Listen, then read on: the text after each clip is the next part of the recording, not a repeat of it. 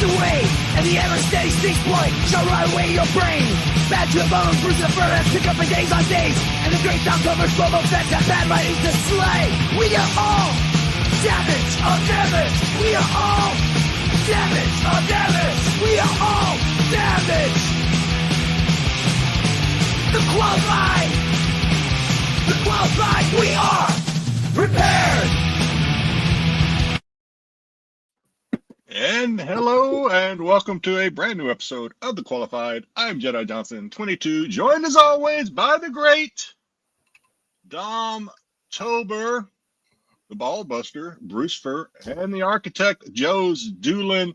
Styx may or may not be joining us tonight. He had to run to the bank to get some quarters for his internet or something. He may be back. We're not sure. Yeah, she has to wind up his internet. He winds it up to get it ready for a certain time.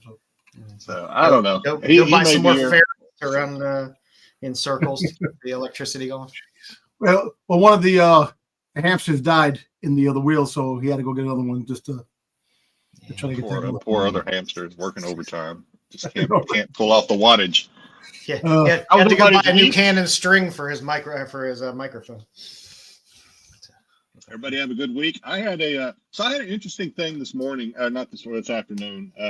My son and I went to the gym. Yes, I do occasionally go to the gym, and so I finished my little workout, if you want to call it that. And I'm sitting there, and this is the second time this happened to me. This older lady, I say older because I'm no spring chicken. Older lady, probably in her upper 60s or 70s, comes by, and she's done this to me before. So I was on my phone listening to some music, and I see her walk by, and she kind of circles outside of my peripheral vision. And the next thing I know, she's back in my peripheral vision, and she's reaching for my beard. And she's done this before. She's touching my beard. You know, she's fascinated apparently because my beard is gray, but I still got the color up top. So she's very fascinated. So she's asked me, like, do you dye your hair? I'm like, no, how do they? And so about this time, her daughter, I believe it's her daughter, circles back, about my age, maybe a little younger, and says, "Oh, my mom just loves touching men's beards." Are we sure this isn't a Dom makes a porno plot? And I'm just like, I was like, hey, I'm like, oh yeah, hi. I just can't imagine. She would crawl up in Joe's beard and take a nap. I think. Listen, you got that. You got that saber-toothed tiger trying to reach out and touch you, man. I've had that happen before. She's a sweet lady. I'd say she's twice now. She's done that. She's like, I've had older people do that before, though, especially older ladies. They just feel that it's like when they see a pregnant woman, they just automatically touch the belly. They see a beard and they just want to. She's actually rubbing her toto juice in your beard to get it out of her hands. Stop, please. God no. Don't ask what that means, guys. Don't ask what that means. Yeah, I'm not. This isn't a petting zoo, lady. What's up, Mama Bear? Welcome to the attraction. Yeah. Other than that, pretty ordinary week for me. How did your son react to that, by the way? He was off doing his thing. We don't work out together. Like he does his thing. I do my little geriatric workout. He does his shit. We don't talk. Yeah, he does. He's a good one. He does drag his old man to the gym though because he's worried about me. He's worried about my health. He's a good kid. There you go. That's good. All right. Well, anything, Dom? Anything this week? I know this week must pale in comparison to the week prior, but nothing, man. Just got details from NYC. No, nothing crazy. I'm actually getting ready for next weekend, next Saturday. The first toy fair's in town. My brother's coming in, so I'm definitely getting ready for that. We have a couple of events to go to. We have some after parties and some, which is good. So it's going to be it's actually the first time in 2 years Toy Fair is back. So wow, I guess so it's going to be good.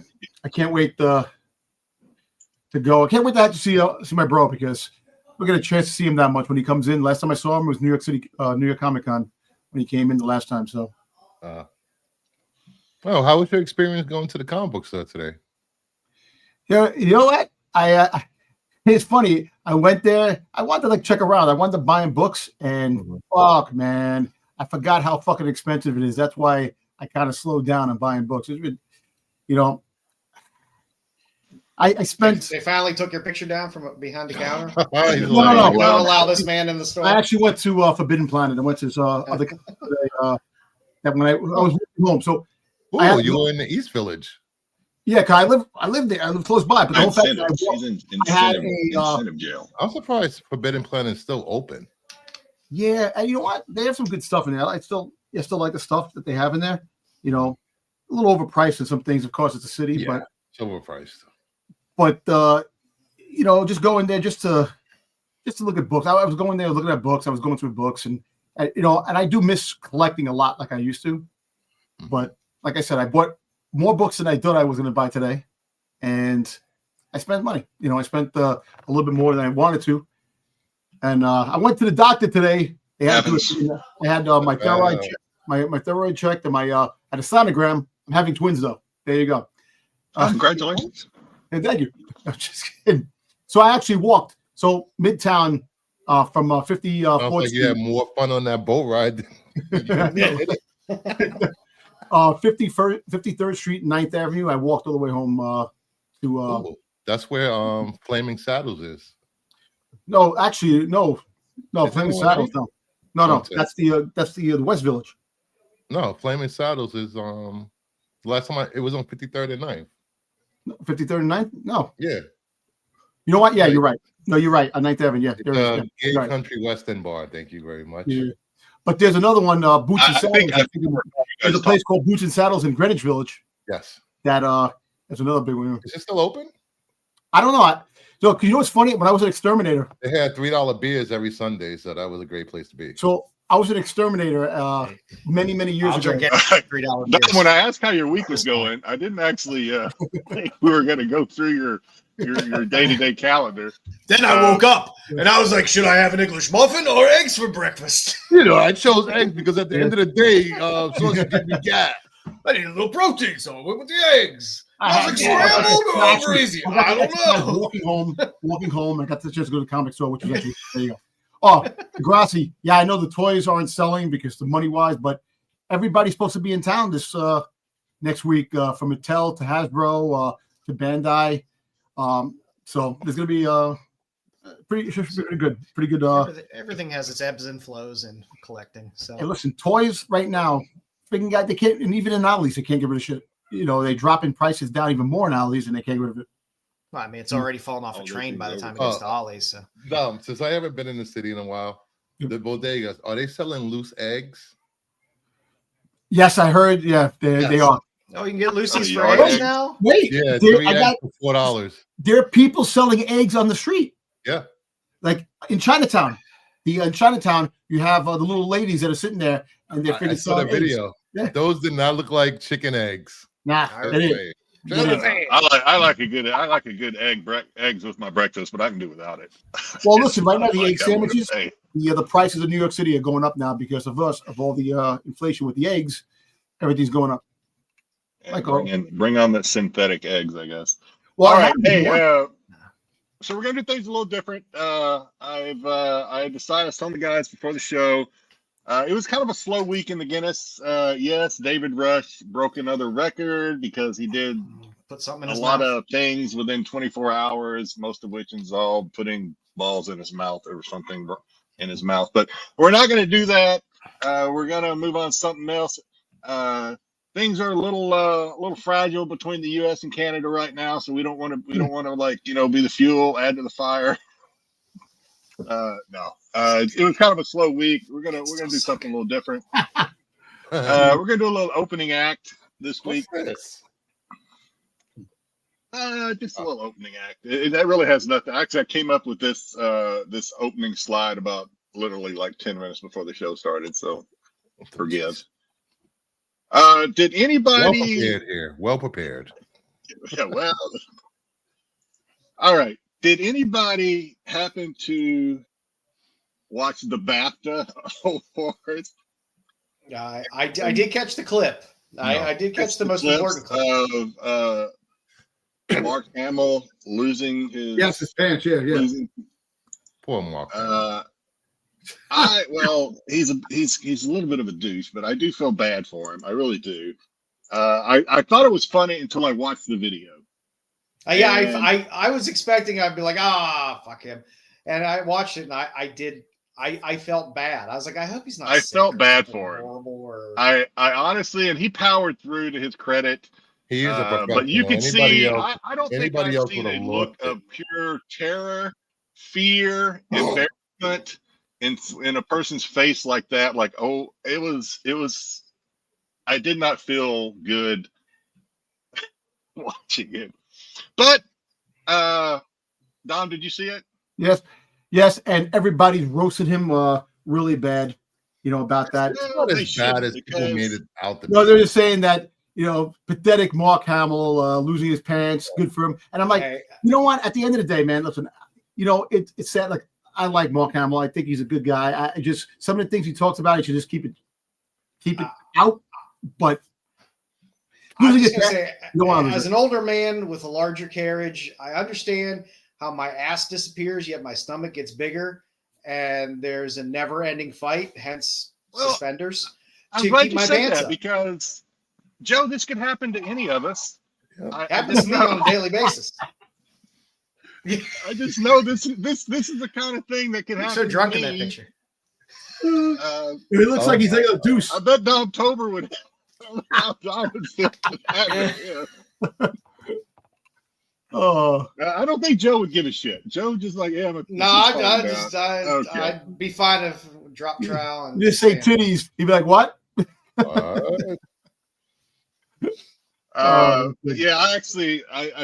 felt bad. I thought I would. Why does it look like you get a deuce in that picture, Jedi? I know, right?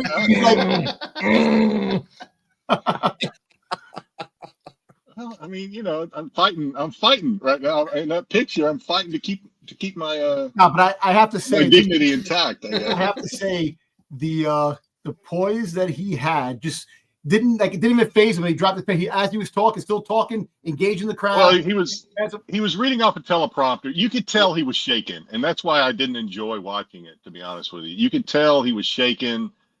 I did not feel good. I thought I would find it funny, but I didn't find it. I found it kind of sad. The way it was reported that it horrified the crowd. You didn't even see anything. There was no. It was so weird. I'm like, poor man. I'm like, I think older parents happened to. I don't know who the producer or the director was, but for the most part, it was shielded either by the podium or the camera angle, and then they shift to a side angle like they're trying to catch something. It's like, do the guy some favors and like, Well, I mean, it was the BAFTA Awards. It wasn't riveting entertainment. Yeah. But it's still thing that happened in years. You're still in front of a huge crowd. So, and you know what? But he took it like a champ, which is great. And like I said, like when it comes to celebrities, I bet nothing like that has ever happened to him before like that. I think that was. I bet you some stuff did. No, not like that. The look on his face was like just. I mean, I don't know. I may never get it up. Well, he probably turned around and said, "Here we go. They're going to be people roasting me like crazy." When he should have played it off. I don't think he cared. Yeah, he should have just let him fall and just stood there with his pants. I would have stood there, made a bit out of it. I would have thought, you think it's a bit, right? Yeah, just let him go, man. Let him fall. I would have turned around and said, I would have did a Jedi mind trick. My pants fell. There you go. What? So later on in the show, at the end of the show, we're going to do another episode of, at the very end of the show, if you stick around that long, we're going to do another quick segment of Is It Australia? But I thought we'd do a little sneak peek real quick. This segment's where I'll show you a headline and then everyone try to guess or figure out if this happened in Australia or not. The first one is Boyfriend praised for wearing high heels in public because his girlfriend had sore feet from walking around. That's awesome. Did that happen in Australia? No, that's Florida. That's fucking New York City, man. Come on. That happens. You wouldn't give your wife your sneakers so she could walk around down? I did. I've given my wife and wear heels. No, and I actually would give my wife my shoes. I would not wear hers for your one. Wife. Wait, if you and your wife have the same size feet? No, my wife has a size 7. My wife has a size 9, but a 7 in a woman. But the whole fact is, I gave her my sneakers one time to wear because her feet were killing her, and I walk barefoot. I bear my socks. So. This did happen in Australia, though. By the way, really? It was happened with a couple walking around the harbor. What's it called? Harbor, Darling Harbor. High heels. Those are high heels. It's in Sydney. It's not like it's in. Those Perth are. Listen, he's actually walking with her thong. That's the thing you have to worry about. He has a thong on. That's his thing. His pants are tighter than hers. So. I know, right? Yeah. For one thing, I mean, there were some people. Actually, the girl in the picture actually saw the post, the video was posted, and say, "Hey, that's me and my man." Oh, all right. I do think it's odd that they have the same size shoes, or at the very least, her feet have to be bigger than his. But maybe I don't know. Maybe he's squeezing his foot in there, or something like that. Because like sneakers, his sneakers should probably she has like maybe a double pair of socks on. Who knows? Styx coming hard at you, Bruce. They're all criminals. Anyway. You know what, Styx? You're gonna be my bottom bitch. I'm gonna make you wear heels in the streets of Syracuse. Ooh, Styx, come on, you bitch. There were people fell on both sides of the FOC, I guess, on this. But you see. One comment said a lot of guys wouldn't do this for fear of being emasculated, but this is the manliest thing you can do. I don't agree with that. How is it viral? How's it the manliest thing you can do is just carry her shoes and just walk in bare feet. Yeah, I'd walk barefoot before I. Listen, how many times I gave my jacket to my wife? How many times I gave I held my wife's bag? That's different. That's different, Dom. No, but I'm just saying. But the fact is, how does it go viral? This shit. This is the thing which makes me laugh. Because there's a man walking around in ladies' pumps. I wonder what he does when her bra's irritating her. Dude, at my job, I see it all the time. People wearing guys wearing high heels. Hey, this kind of love find me. Another one wrote. Dom, it went viral because they didn't post it. Somebody else posted it. They didn't try to go viral. That's what. Are you serious, Mama? High heels were originally for men. That's yes. We're talking about like stiletto. Well, they had high heels something I can get, but like stilettos. Their forefathers wore heels. Yep. Victorian times have heels. Yeah. Work boots have heels in it. That's more high heels, more makeup, wigs. They had man heels back then. There was man heels. They weren't man heels. They were just heels. Yeah, I know. What a key! The guy who created heels for women was to let the backside come out more, to arch the back, to make the. That's why the heels were created for women. And those aren't heels. Those are granny heels. Those like inch heels. Yeah, exactly. That's like. But those are like they're like the little narrow, like I don't want to call them stilettos because I don't think they're long enough to be stilettos. But they're little like narrow. Wear lifts. I'm just saying. I'm not gonna say who, but some people. Listen, I would have picked her up and put her on my shoulders, man. Come on, man. Yeah, that's what I would have did. She would have picked you up and put you on her shoulder. That's what my wife does, which it does. She holds me all the time. They look like they're in a shopping area. Go buy her a goddamn pair of shoes. Exactly. Yeah, walk around with a pair of slippers or flip flops. That's the thing. My wife, we would go walking. Her feet were hurt. I would offer my shoes, but then we'll stop at like a Payless or something like that, and she'll buy a pair of sandals or something just to walk the rest of the way home or something like that, which is kind of it's funny. But hey, you know what? Good for him, man. Good for him wearing the heels. Good for him protecting his girlfriend from the crocodiles and kangaroos over there. I bet you the people commenting about how bad this is emasculating him. They probably don't have a wife to actually go home to. And just in their basement. I'll give him credit for doing it. I just think he took it too. He just took it too far. I don't know why you have to put her shoes on. Just give her your shoes. Well, I walk barefoot. I did it. Barefoot or in your socks. I don't care until you can find yourself a pair of like slippers, slip-ons, or slides or whatever. Well, obviously, it wasn't his first time wearing her shoes. He felt comfortable. He I would have rolled an ankle after about 3 steps. That's all I know. Yeah. Listen, I like how they put an absolute gentleman spotted in Sydney. Meanwhile, he's comfortable. He wears his girl's clothes anyway. So that's so. I think it's perfectly fine. What people do in their relationships is their business. I don't care. Then he did. All right, gentlemen, that's it. Oh. All right, who we got in the chat, Jedi? Say hi to some people. Forgot about. Forgot about. All right, we got GT Comic coming in first, second, but robbed of the bronze this week by Ed LeBeau. Cheesecake for the Blue Beers. I will say this about GT. I watched about 10 to 15 different shows this week because I was bored, snowed in, and he's in every single chat. It's insane. It's grinding, baby. Holy crap. Good for you. He's out there. Yo, BK, and we do appreciate GT just like we appreciate Ed. Thanks for dropping in. We appreciate everyone. Who's BK? BK hasn't been around. He popped up in the wrestling show yesterday. Mama Bear. Mama Bear. Grumpy G. What's going on, Grumpy? Terry. Hey, all. What's going on, Terry? Good to have you with us. Kahiba. Jedi hookups. Yeah, the woman grabbing your beard, man. Gotta be careful with that. I'm a magnet to the. Was she fit? I guess. Was she fit for an older lady? She well, she was. She working the 2 pound dumbbells. At Jedi's age, he takes what he can get. Yeah. That's it. All the attention I can get. Sit and stay. Wherever it comes from.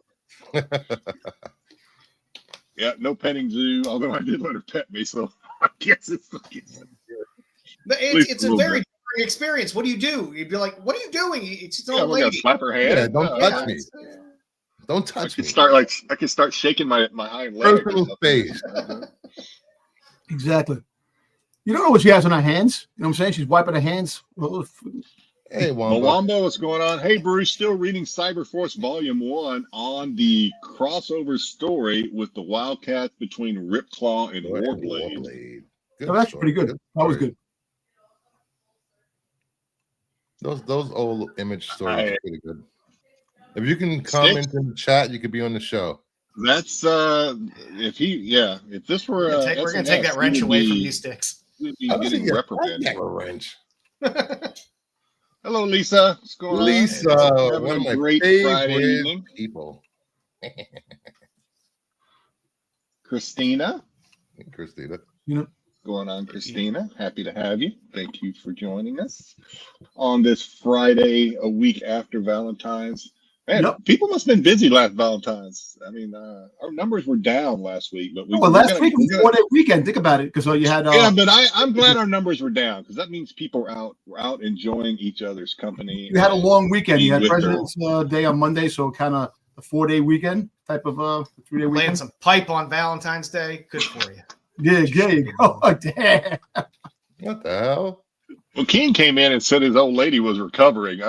We kind of ignored that comment. I don't know why. 'Cause it was a great comment, but we were talking about something else. King came in and said his old lady was recovering. King puts young ladies in wheelchairs. Oh no! How do they get into the wheelchairs? That sounds like the road I'm on. Whoa! Degrassi, what's going on? Talking about the toys. I think we said hey to Terry already, but hey, leave him alone. Breakfast is the most important meal of the day.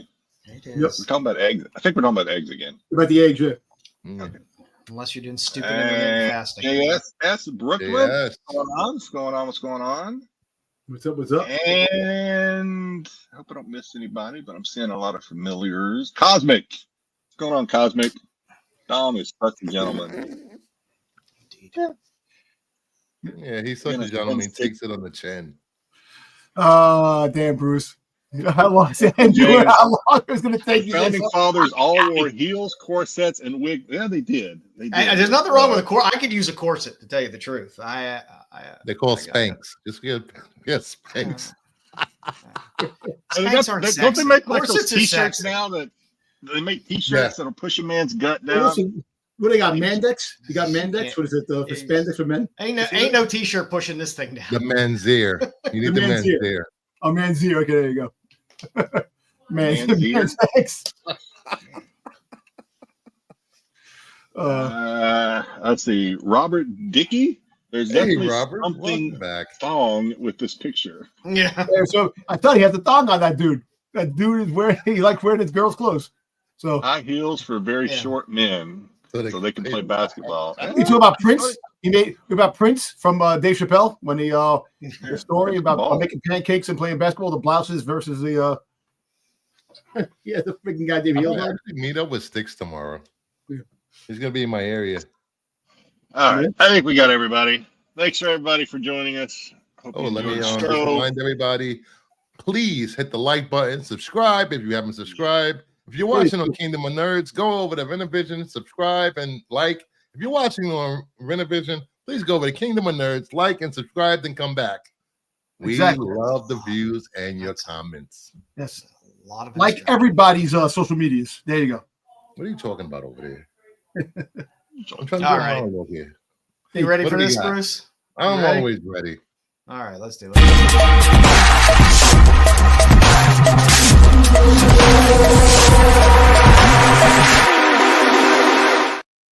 Woo! The outside looking in. These are books that were not hot enough for the Cbsi official top 10 list. These are books that are selling well. They're maybe movie option. You know, sometimes these books end up on the top 10, so it wouldn't hurt just to go look for them in dollar bins and back bins. Don't overpay for books. It's not worth it. First, we have two on the list this week that Pete said almost made the top 10. Almost. Yeah. So, you know, it's happened before. Books they start here, end up on the top 10. And the first book up is Sam Wilson, Captain America #3. First appearance of Joaquin. Over a dozen sales, selling for $12. CGC 9.8, sold for $40. This was a $40 raw book at one point. Because Captain America, one of the best MCU movies. Thank you very much. I'm not going to talk so much about this. I don't have this comic. I'm not going to go buy this comic, but I did enjoy the movie so much that I did pick up the Captain America popcorn bucket. There you go. Nice. I actually like that one better than the other one. I didn't like the Hulk. Yeah, I didn't. They had the Hulk one and this one at the theater I went to, and I picked this up. So there's no sexual entrance on that popcorn bucket. That disappoints me. Yeah. I think the days of sexual popcorn bucket is over. Yeah. I enjoyed the movie though. I mean, so I can understand this character. We're gonna see more of him. It's not that we saw him in the Disney Plus Winter Soldier, Falcon Winter Soldier. We saw him in this. We're going to see him going forward. Mm-hmm. So I can understand someone wanting to add this to their collection, and I can also understand someone maybe wanting to sell theirs. I got one laying around somewhere. I'm happy that most of the people that I've talked to that have seen the movie felt it was a solid movie, a good, competent, entertaining movie. I was, I think last week I was trying not to. I probably did throw some shade onto it, or actually I threw some doubt onto it, just because of what people have said about other movies, and then what we actually got. This was a good movie. I thought this was a very good movie. I think what Bruce said last week that Anthony and Harrison Ford both. I'm having a hard time remembering Anthony's last name for some reason. Anthony Mackie. Mackie. Yeah. They both brought it. I thought they were both really good. Yeah, I thought it. The only thing bad. My son had a problem with the CGI. The only thing bad. The opening scene. Not to get into spoilers, but the opening scene. I thought the way that Captain wings opened and closed was a little weird. It's like funky. You couldn't. It's just like they appeared open and they appeared closed, and I don't know. It happened so fast. Maybe I just that bothered me a little bit. But other than that, I thought it was really good. I enjoyed it. I was pleasantly happy to be wrong about the movie. I thought next to I was never a huge fan of Winter Soldier. I know that's everybody's favorite. I was never my favorite. So I would say next to the original Avenger or first Avenger or whatever the very first one was, this is number 2 for me as far as Nice. I don't include Civil War because to me that had all the other Avengers. Even though it's Captain America Civil War, I don't really count that one. Mhm. This is a solid number 2 as far as Captain America's for me go. Yeah, I mean, I think we got to start looking at these movies. They're not event movies per se. Mhm. So you just got to look. I mean, the old stuff they were event movies. They were large event movies. These aren't necessarily large event movies. So I think going in with the right expectations, you can enjoy a movie. You know, it ended. It completed some storylines, tied up loose ends, and it told a good story. And it was just progressing phase. What phase are we in? 5? Who fucking knows at this point? All right. Next up, we have Street Fighter #1. Around a dozen sales, averaging $13. A CGC 9.8 sold for $60. We have a director attached to this project. Live action. Such a beautifully shitty cover. It is Love a it. bad I cover. love it. It's Malibu, right? Malibu? Mm-hmm. Yes. $2.95. Wow. That's not a bad book to have sitting around. I don't know. I still have bad taste in my mouth from the last live action Street Fighter movie. Ugh, The cover's bad. I like the cover. It's nice and bright. Certainly not a dull cover. Well, Zack Snyder loved it because he brought back M. Bison in Rebel Moon. Every time I watch it, I watch any show now, every time, if I watch any show and I see the slightest bit of lens glare on any TV show I watch from now on, I immediately think of Joe. This was just not an expensive book. You can find these in back bins. Look in those indie boxes because you can find some really good gems in those indie boxes if you look hard enough. Look for Buffy the Vampire Slayer in those books. Trust me. All right, next up we have Batman 609. There was a few raw sales. We're getting Hush Part 2 soon. Yep. Which goodie. Yeah, this is always it's always been a good book to pick up. They had the reprint, the fall cover at the comic store today. Forbidden Planet of this book. Yeah, all these facsimiles and stuff is a pain in the ass. I wish they would just stop doing that. Yeah, and the new Hush story is driving this sale. Yeah, these are the books to move. Okay, fair enough. I don't think I ever read the first Hush story. Sorry, Bruce. No, it's fine. It was a good story. That was good. That was before Bruce started making us read these things. Hey, I'm gonna start making you guys do retro reviews of comics from like the 80s. Only if it's Animal Man. Well, I'll throw some Constantine, some X-Men. Make you read a whole run of X-Men. That's not like you though. That would be. I would know you were forcing that if you're going to actually make us read X-Men. No, he just being cruel. And if you think today's comics are has a lot of words, back then the words were more than they didn't fit on the panel. It was so many words. Yep. Yeah, but a lot of stories were better. That's a cool cover though.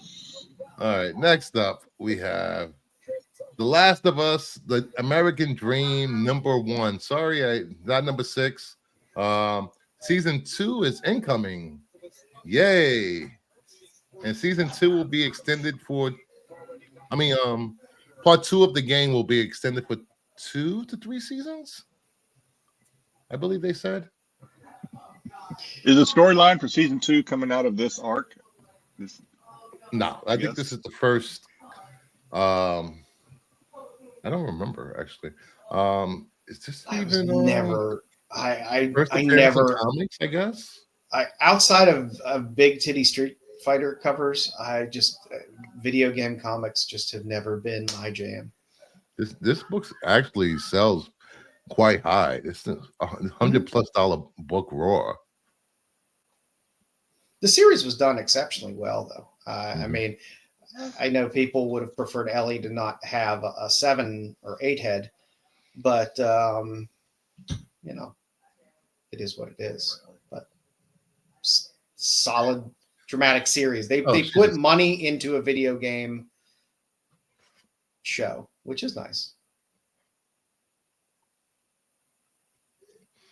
Yeah, I mean, I think, well, me like everybody else enjoyed the show. Yeah, it was a great show. I didn't read the comics, so I had nothing to get pissed off. I've never read the comics, but and I never played the game. But there's sorry, I meant the game. Sorry. Well, you could do like Dom does and just watch the cutscenes of the games. Yes, that's awesome. It's easy. I would probably come more closer to doing that than playing the games. I can't play the game. I don't have the dexterity to play nowadays. Yeah, Jay, they can only take the show so far unless they branch away from the original ending of part 2 of the game, which I hope they do. Why not? Yeah, nobody else gives a shit. They can do whatever they want. Everybody else doing it. Who cares? Yeah. All right. Next, do we have anything else? Yes, we do.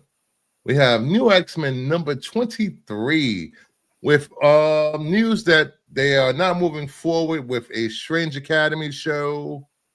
Not a Strange Academy? Yeah, Strange Academy show. There are rumors that they're doing Academy X, which started in this issue when X-23 joined the New X-Men, which were the younger team at the time. Yeah, this will never get made. It's not going to be a thing. I don't see them doing a X-Men streaming TV show before a movie hits. They would have to release Strange Academy, see how that tests.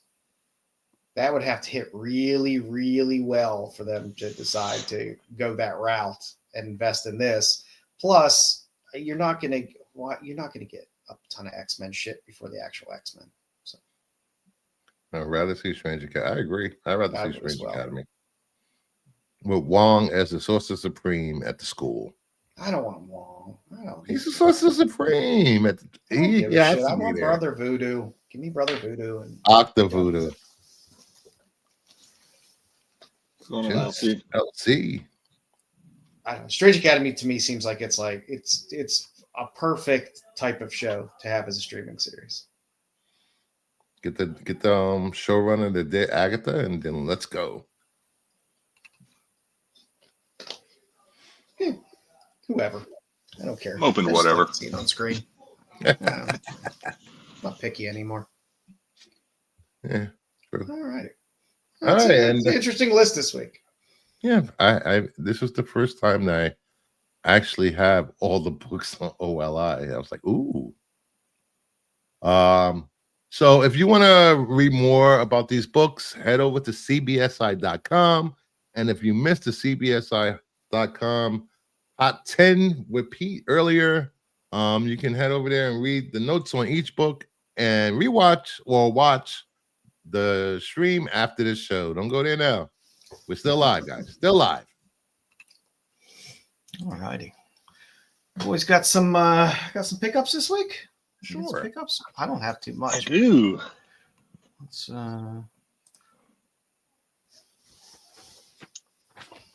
so the rest of my books showed up that I ordered during MegaCon, and I'll give you some guesses as to what they are or what the characters are. Vampirella? Good guess. Prison stuff? We've got I can't. So there's Dark Reflections, signed by the artist Elias Help me out here, Dogus? Joe. Elias Chatzoudis? Kazukas. Yeah, I'm really bad with the long Greek last names, but yeah. Yeah, so I got there's the Virgin and the Trade. He does some Also beautiful work. from Elias. That's a good cover. Yeah. I like that cover. Picked up because I didn't have this one, oddly enough. Sora Song. Oh, nice. Unsigned, but still pretty good, is Ickpot Vampirella. Good man. Good man. I've corrupted you appropriately. Picked up some a couple of lyrics that I didn't have. Oh, nice. They're signed too. That's nice.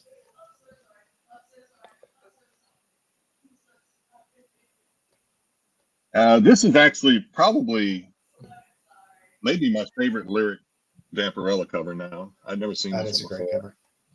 Yeah, it's Mind Warped. I did get I showed the Perillo art book last week, and then my nice Carla one. Carla Cohen art book came in with the. Those are doing well. Signed. And Perillo did a little remark on this Vampirella Red Sonja. That's a good Vampirella Red Sonja cover. Made some bloody remarks, and these I have to brag on these a little bit. I did not expect these to be. I knew I had them coming. I was told because I paid to get them signed. I was told that they did get signed, but they had told me that during New York Comic Con, and they didn't get signed. Different book, same artist, and not only did they get signed, but got some remark fancy sigs on it. Here is the signed. Oh, there you go. Nice. Signed with the little remark crescent moon, or whatever that is. Vampirella, and then the white version with the. Nice. He drew the little whatever those are down there on his signature. So I love how he draws them wet. Those are earrings? I don't know what the little bat boomerang. I don't know what they are. To be honest with you, probably some sort of mace. I don't know what it is. Some sort of weapon, mace weapon. I have no idea. Interesting, but it's pretty cool. Yeah, I saw his latest cover that he's doing, and after I looked at it on the IG, I saw Joe had already been there and liked it. It was what, the Kickstarter? Was that a Kickstarter? I thought it, for high. I know. Well, I know he's doing. Well, he's doing. Is it Poison Ivy 31? This is cover on. He has a cover on. Oh, it's Fangers. Oh yeah, the Fangers cover is great. He also has a cover on a current Kickstarter, Hypergeist, which is quite nice as well. I saw it. I'm like, oh, one of the books on the list tonight. But I'm going to screenshot this and send it to Joe, and then I looked underneath. I was like, Joe's already seen it. Yeah. That's all I got this week. Other than, I already showed it. There you go. This will go in the collection. Sweet. You got a good number of somewhere between 5 and 10 now. Yeah. I do not. I bought it. I actually bought it after the movie because I didn't want to commit to buying it before I saw the movie, and then after I saw the movie and I liked it, I went up and bought it. And the guy's like, "Do you want the popcorn that comes with it?" I was like, "No." No. Oh hell yeah! Hell yeah! You said yeah? I said hell yeah! He didn't put it in that. He put it in a bag for me. Here's one of these weird things. I don't think it's that weird, but it's not nearly as weird as me drinking tuna water. But I like stale popcorn. Yeah. I like stale popcorn. I can't do stale popcorn. I'm not against that. I think it's okay. And if you take the stale popcorn and you pour the tuna water on it, now that's a bridge too far. It's a bridge too far. Yeah, too far. I had quite a light week this week. I got a little signed Sam Payne. Oh, that's Cheap Adventures, and I got a couple copies of his pinup book, also signed. I got some flops that came in this week. Yeah, Floppy Mama Bear Metal knows. Annual. Stale. Yeah. Sometimes stale makes things better. Stale Peeps are the best thing ever. Oh, yeah, I love And cold then I got my Midtown order, so I got my covers of Hal, the ratio, and the regular. Dark Reflections. Yeah, sure words never spoken. And that's all that came in. And for some reason, Midtown actually bagged these appropriately for Hal. So that's Oh, they didn't slap the stickers right in the middle of the cover for you? oh no, and they didn't put them in backwards or upside down. Upside down. It was very nice. I was quite pleased. Dom went to the me. What happened? I was about to say I've seen Dom Dom's. at the comic book store. I want to see what you picked up. But I picked up. I haven't received my shipment from Midtown yet because the mail sucks up here. It's just going loops and circles and going from town to town for some reason. I don't understand your mail up there. It's like, oh, I'm almost to where you are in New York, so I should probably go to South Carolina instead. It's insane. It goes from New Hyde Park, New York, then it'll go to Jersey, then it'll go to Pennsylvania, to Syracuse, and then when it gets close to Syracuse, for some reason they put it back to Rochester, go to Rochester, back to Syracuse, then it comes to me for some reason. I don't know why, but the mail is ridiculous. But soon Amazon will take over the mail and we'll be fine. We got Pharaoh, number 10. I love this cover. Yeah, it is a fun cover. I got 3 copies. I had to get 3 copies of this. I picked up another Thundercats foil for some reason. Yeah. Our good buddy of the channel, Red 5, went to MegaCon and got these for me for asking price, $20 or whatever. The Magic. Nice.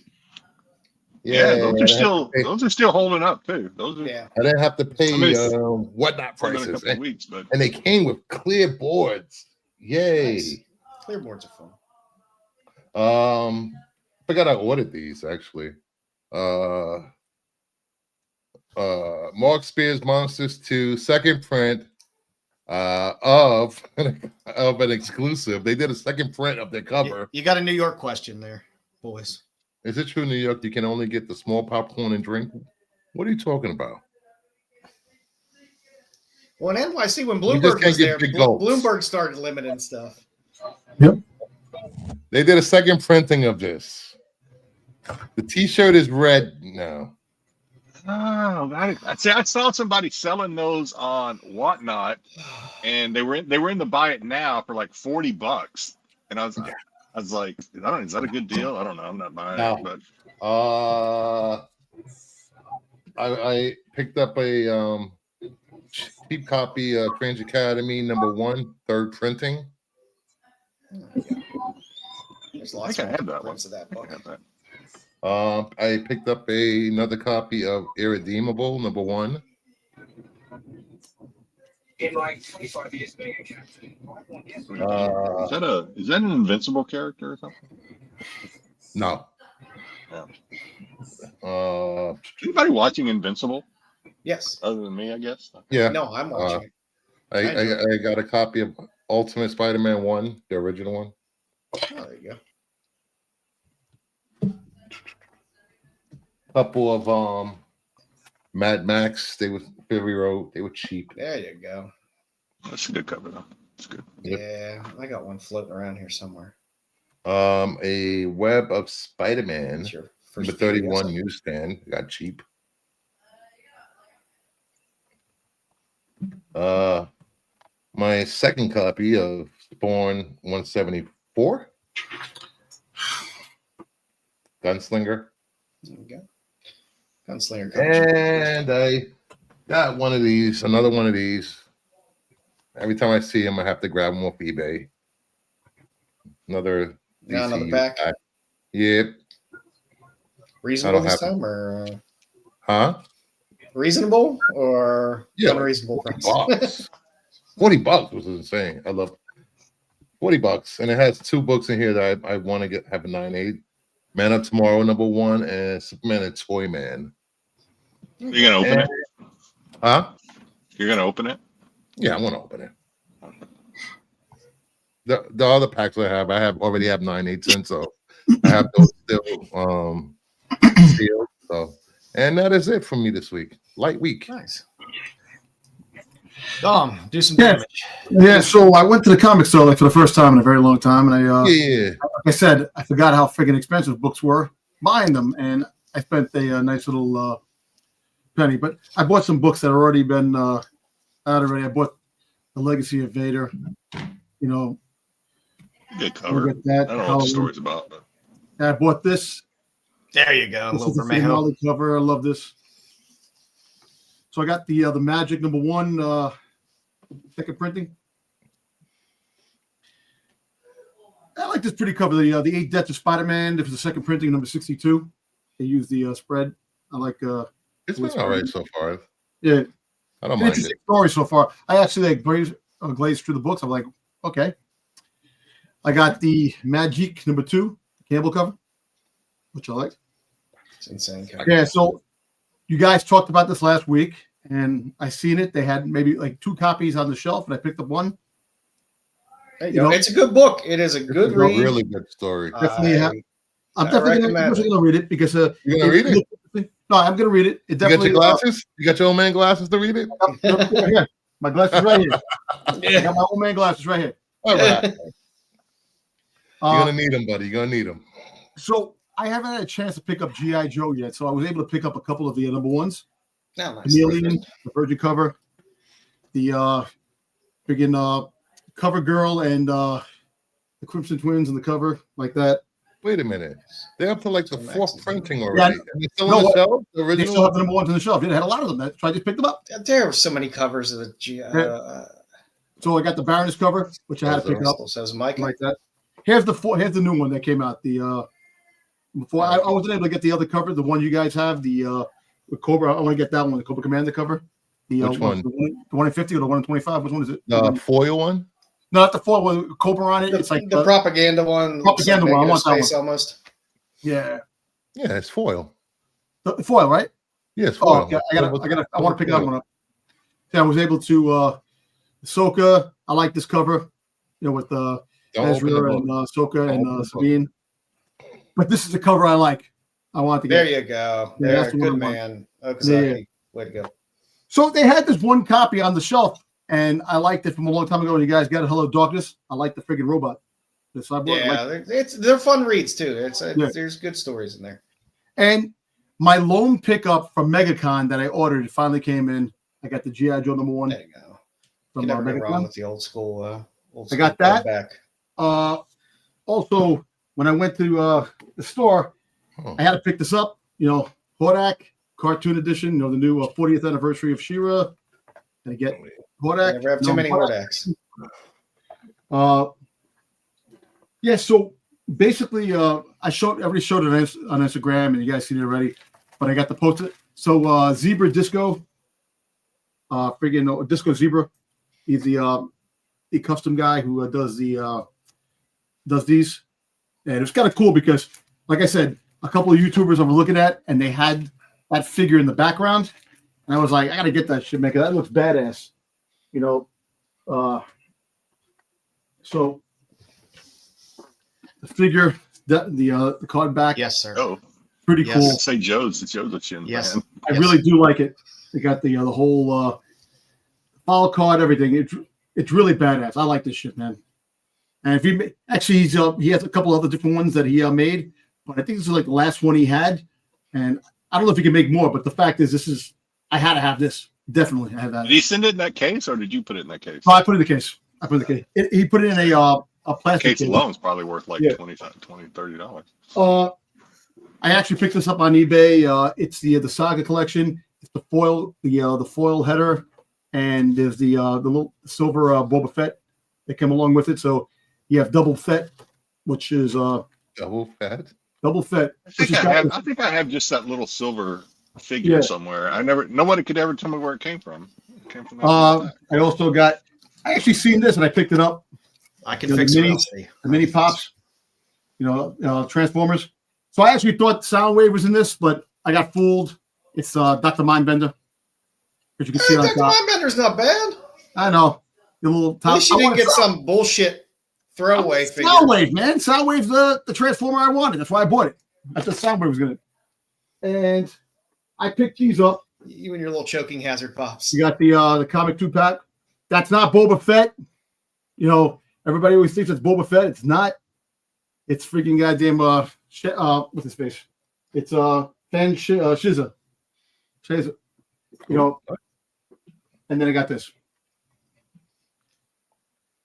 This is that's Boba Fett right there. Picked up that. Listen, these old comic 2-pack, these were awesome back in the day. A lot of them are expensive. I need to get the Dark Talon one, which is over $200. I want that one. Definitely eventually down the road for my Dark Talon fix. But that's it. Better in case I have a correction. I did not get these from Red 5. He's sending me the Silverhawks exclusive, the rainbow cover. These are actually one in a Raz. I told him to pick me up the fangers, and he was like, "There's fangers." Well, I'm glad you corrected yourself. Yeah, so I got these free, not free. I paid $10 in a Raz to get both of those. That's not bad though. Not bad at all. That's more than not bad. That's pretty damn good. Yeah, those were fun Mocha covers. I love them. Alrighty, kids. You should get in there, Jedi. Gambling. Yeah. Gambling for comics. Nah. I'll gamble for real and then use that money to go buy comics. True. All right. So for comics now later this week, some of these things might look familiar to you. Yes. The Loose End had nice little Resi Resi Dogs cover. It's a hard case crime book. It's definitely something I want to get into and read as well because I like all the hard case crime stuff. It's supposed to have a very 90s crime kind of feel to it. So it looks fun. And this week, it wasn't even the only Reservoir Dogs homage this week because there was also Godzilla Heist this week that also had a Reservoir Dogs homage as well. Thank you. It was either James Kreider or Gary at Comic Perspective that pointed out. I was going to pick up that book today, too. I seen it. They had it on the shelf. I was going to pick it up. The Godzilla Heist, but I didn't. Uh-huh. So. Yeah, it's a cool cover. It's they've been doing really good stuff with Godzilla covers lately. I mean, the Masterpiece one, the Heist one, they're fun covers. If you're a Godzilla fan, this is a good time for you. You're getting lots of good Godzilla shit. I also threw up the How To, the 1 and 3 variant. So I had a few covers of. I really like the ratio on 1. I really like the ratio on 2 as well. They're just fun covers, and it's a book I'm reading, so threw it up there. And Okazaki, Dom showed it before. Yep. Okazaki covers are great. People like Okazaki covers. So and people like Ahsoka. So Did they do a 1 in 100 version of that, Dom? No. Which that's a mistake. If they would have did that, that probably book would have sold big time. They I'm very surprised too, but you never know. There's still a second print. They'll make a second print coming out for that book and probably make that was a mistake for them not to make that book an incentive. I know. But they'll probably do it the second print. They'll do a virgin cover, second print, and they'll do this. There's already comic stores trying to do like exclusives of that cover, probably. The fun thing that they're doing with these HAL books, by the way, is that you get the trade dress on the front. You get the virgin on the back. On the back? Okay. Yeah. Somebody's gonna I think Bruce right. I think somebody's gonna take that Ahsoka Ozaka and they're gonna put a wet I Love New York t-shirt on it. That'd be nice. Hey, I'll buy it in a heartbeat and get Rosario Dawson to sign it for me. That'd be a long line. She's not. I might buy that. I might buy that. I got her autograph already. I met her at one of the Philly Expo last year, and she's really cool people, you know, to talk to. You know, her and Hedge Christensen were in the same. Like they had the curtain that covered up the so nobody could take pictures, and she was in there. I just want her in the MCU as Night Nurse. I don't need no more Ahsoka. I want her as Night Nurse in the MCU. Let's move away from that era of Star Wars. And coming up in the future, there is a cool book from Image coming out, Exquisite Corpses. All the covers are fun, but it's a really pretty open order Jay Lee cover. That's a really nice cover. And no, that's not Frizen in the middle. I was gonna say, I had to read. Yeah. No, it is the 1 in 10 for Something Is Killing the Children 41. The Iniqua, I'm not even gonna try to pronounce that last name. You could read it on the screen. But it is a very pretty cover. I saw it, I was like, oh, another Frizen cover. It didn't have the Frizen previewed for 41 yet, but I was like, I kind of like that. It's Frizen-y, but it's still a little bit different. Spot foiled. I don't think it is spot foiled. That would be. It would be cool if they did a glow in the dark. If they did a glow in the dark cover with the eyes, that would be fun. But, they haven't did a glow in the dark cover in the wall, did they? They haven't done one on the wall, right? Geiger was doing some glow. Oh, Geiger, yes, Geiger was. Okay, I see. I remember that. Okay. Wasn't that Living Dead? Wasn't there one of Mark's Living Dead covers glow in the dark? I don't know. I'm trying to memory hold that book and forget about how bad it was because I had to read it. That was your fault. You wanted to read it. They actually had that book there at Forbidden Planet, number 2, off the shelf. I was gonna pick one up, and I didn't. And then coming up, we're getting a new Spawn Universe title, Black Ritual, book NYX, which it's a Spawn Universe book. It's a nice cover as well. So I'm not going to knock that. It's kind of nice. I like it. That's what we got for the future. I still hate myself for going back to the well of Something Is Killing the Children books because there's always so many covers every goddamn issue. But they grab me in sometimes with some of those ratios. Same with Department of Truth. It's like, oh man. Can't I just buy? I don't really look at Department of Truth and covers anymore because they're so good. It's hard to stay away from them. I think something tree. What's the tree? I like that. World Tree. World Tree has some Tree nice covers are really. I don't buy them because I spend too much money on other shit, but just about all those covers are really good. I have a handful of the earlier issues. I mean, they're not even that far into the run, but I have a handful of the earlier issues because they just kept. I think I might have the Frizen #1. I got the Frizen. There's just some really, really good covers in that run. So for my tops and tails cover this week, I had brought it up before. There's Kickstarter going on right now for Hypergeist. I love Bang Bez. He doesn't do a ton of covers. But when Bang Bez does covers, names now.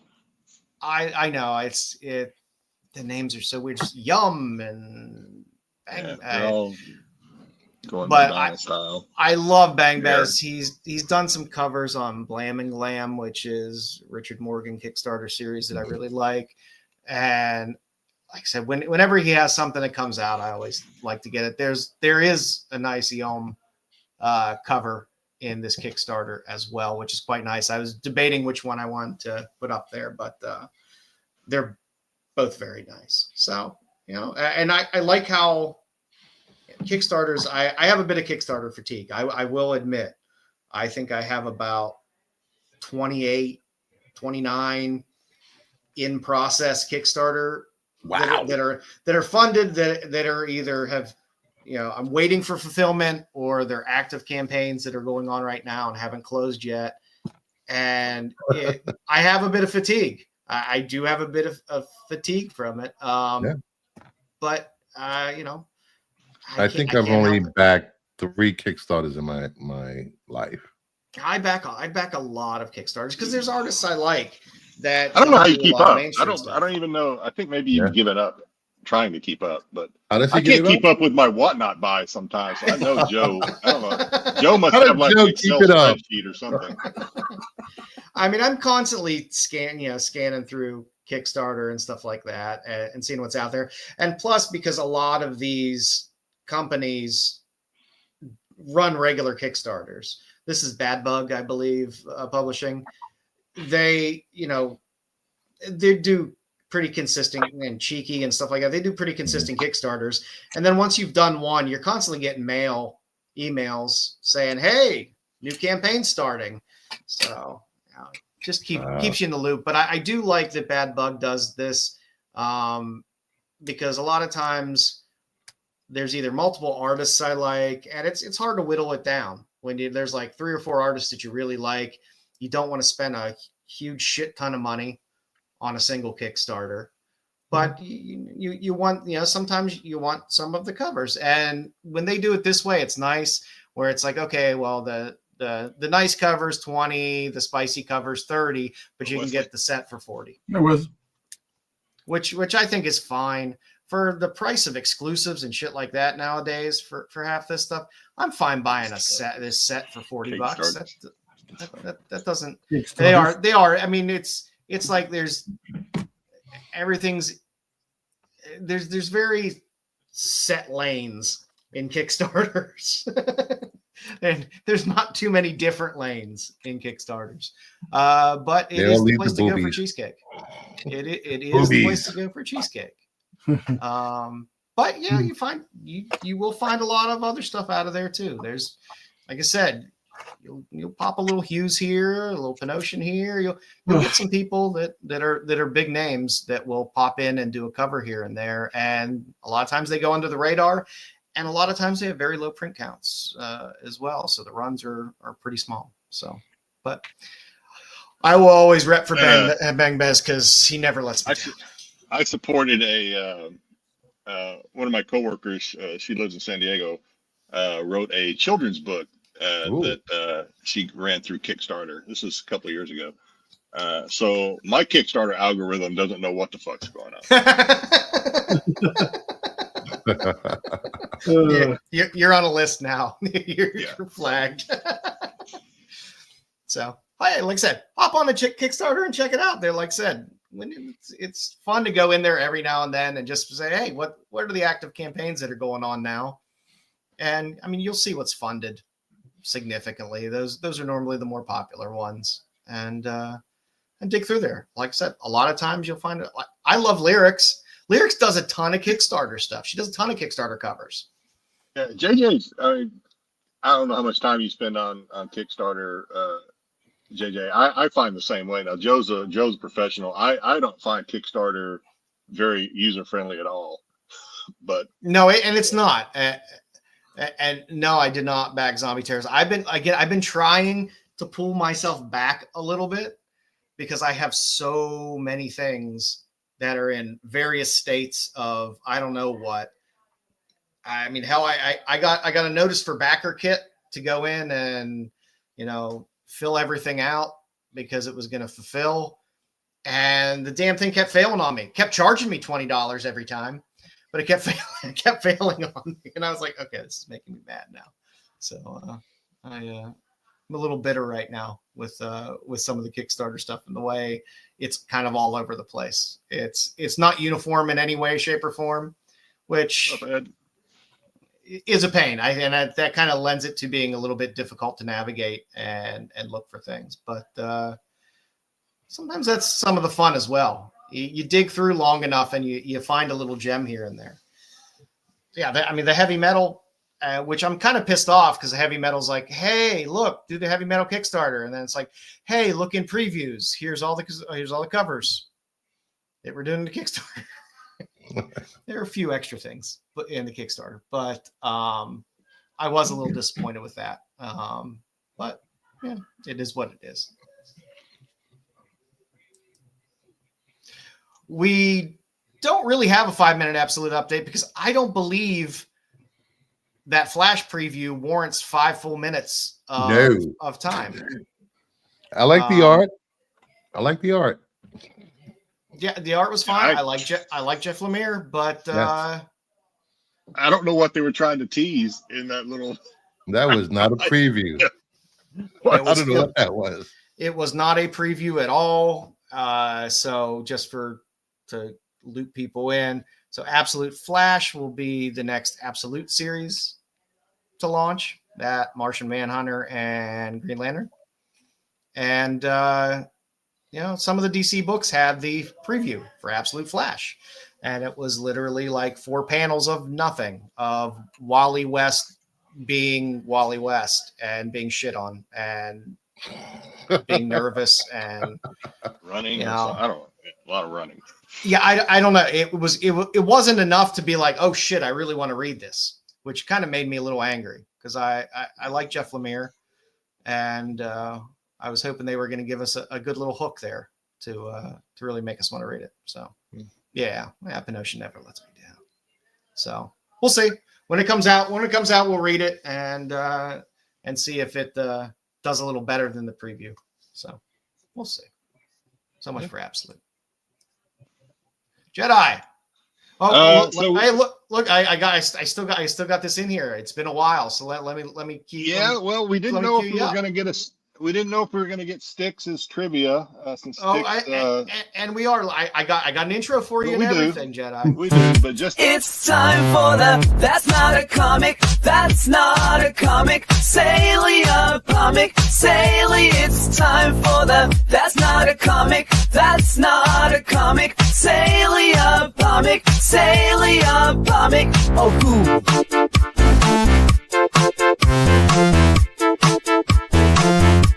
Sale of the week. Hey, listen, a comic? I don't even know what they're saying. Hey, you know what's funny? You talk about lunchboxes. When I went to the comic store, I sent the picture to Styx. They had a Doctor Who lunchbox, a PX exclusive. Lunchbox are cool. Even the new ones they come out with, they're not vintage. They probably, mass produced, whatever. Maybe not. I mean, but I have a couple of the modern ones. So we raised this from the ashes, at least for now, because and now you're gonna get this and trivia. So congratulations. So went through, thought lunchboxes are always fun, especially the vintage ones. So with Captain America recently coming out and doing so well in the box office, I thought I would grab a Captain America 10 lunchbox. Now this one is from Brazil, from what I gathered. Ooh, that was it's rusty. a Meister variant, whatever that is. No year, was just listed as vintage. Some wear and tear, a little bit of rust.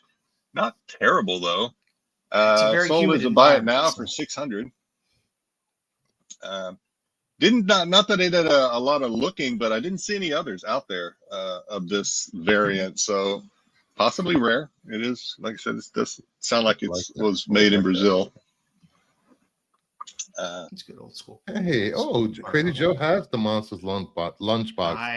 Nice. I grabbed the Monsters too because of all the attention that Mark Spears Monsters covers are getting. I thought this might be just a little bit of a segue into this one, a little dotted line connecting. Universal Movie Monsters 10 lunchbox made from Aladdin in 1979. Best offer accepted for $475 just a couple of days ago. Really good shape, good pictures. I just showed the one pictures, but all the panels on this are pretty good. The green looks really nice in that. Yeah, it looks I like the green. Very sure. Yeah. By the way, if anybody wants to subscribe to Crazy Joe, his link for his channel is in the chat. He does some great reviews.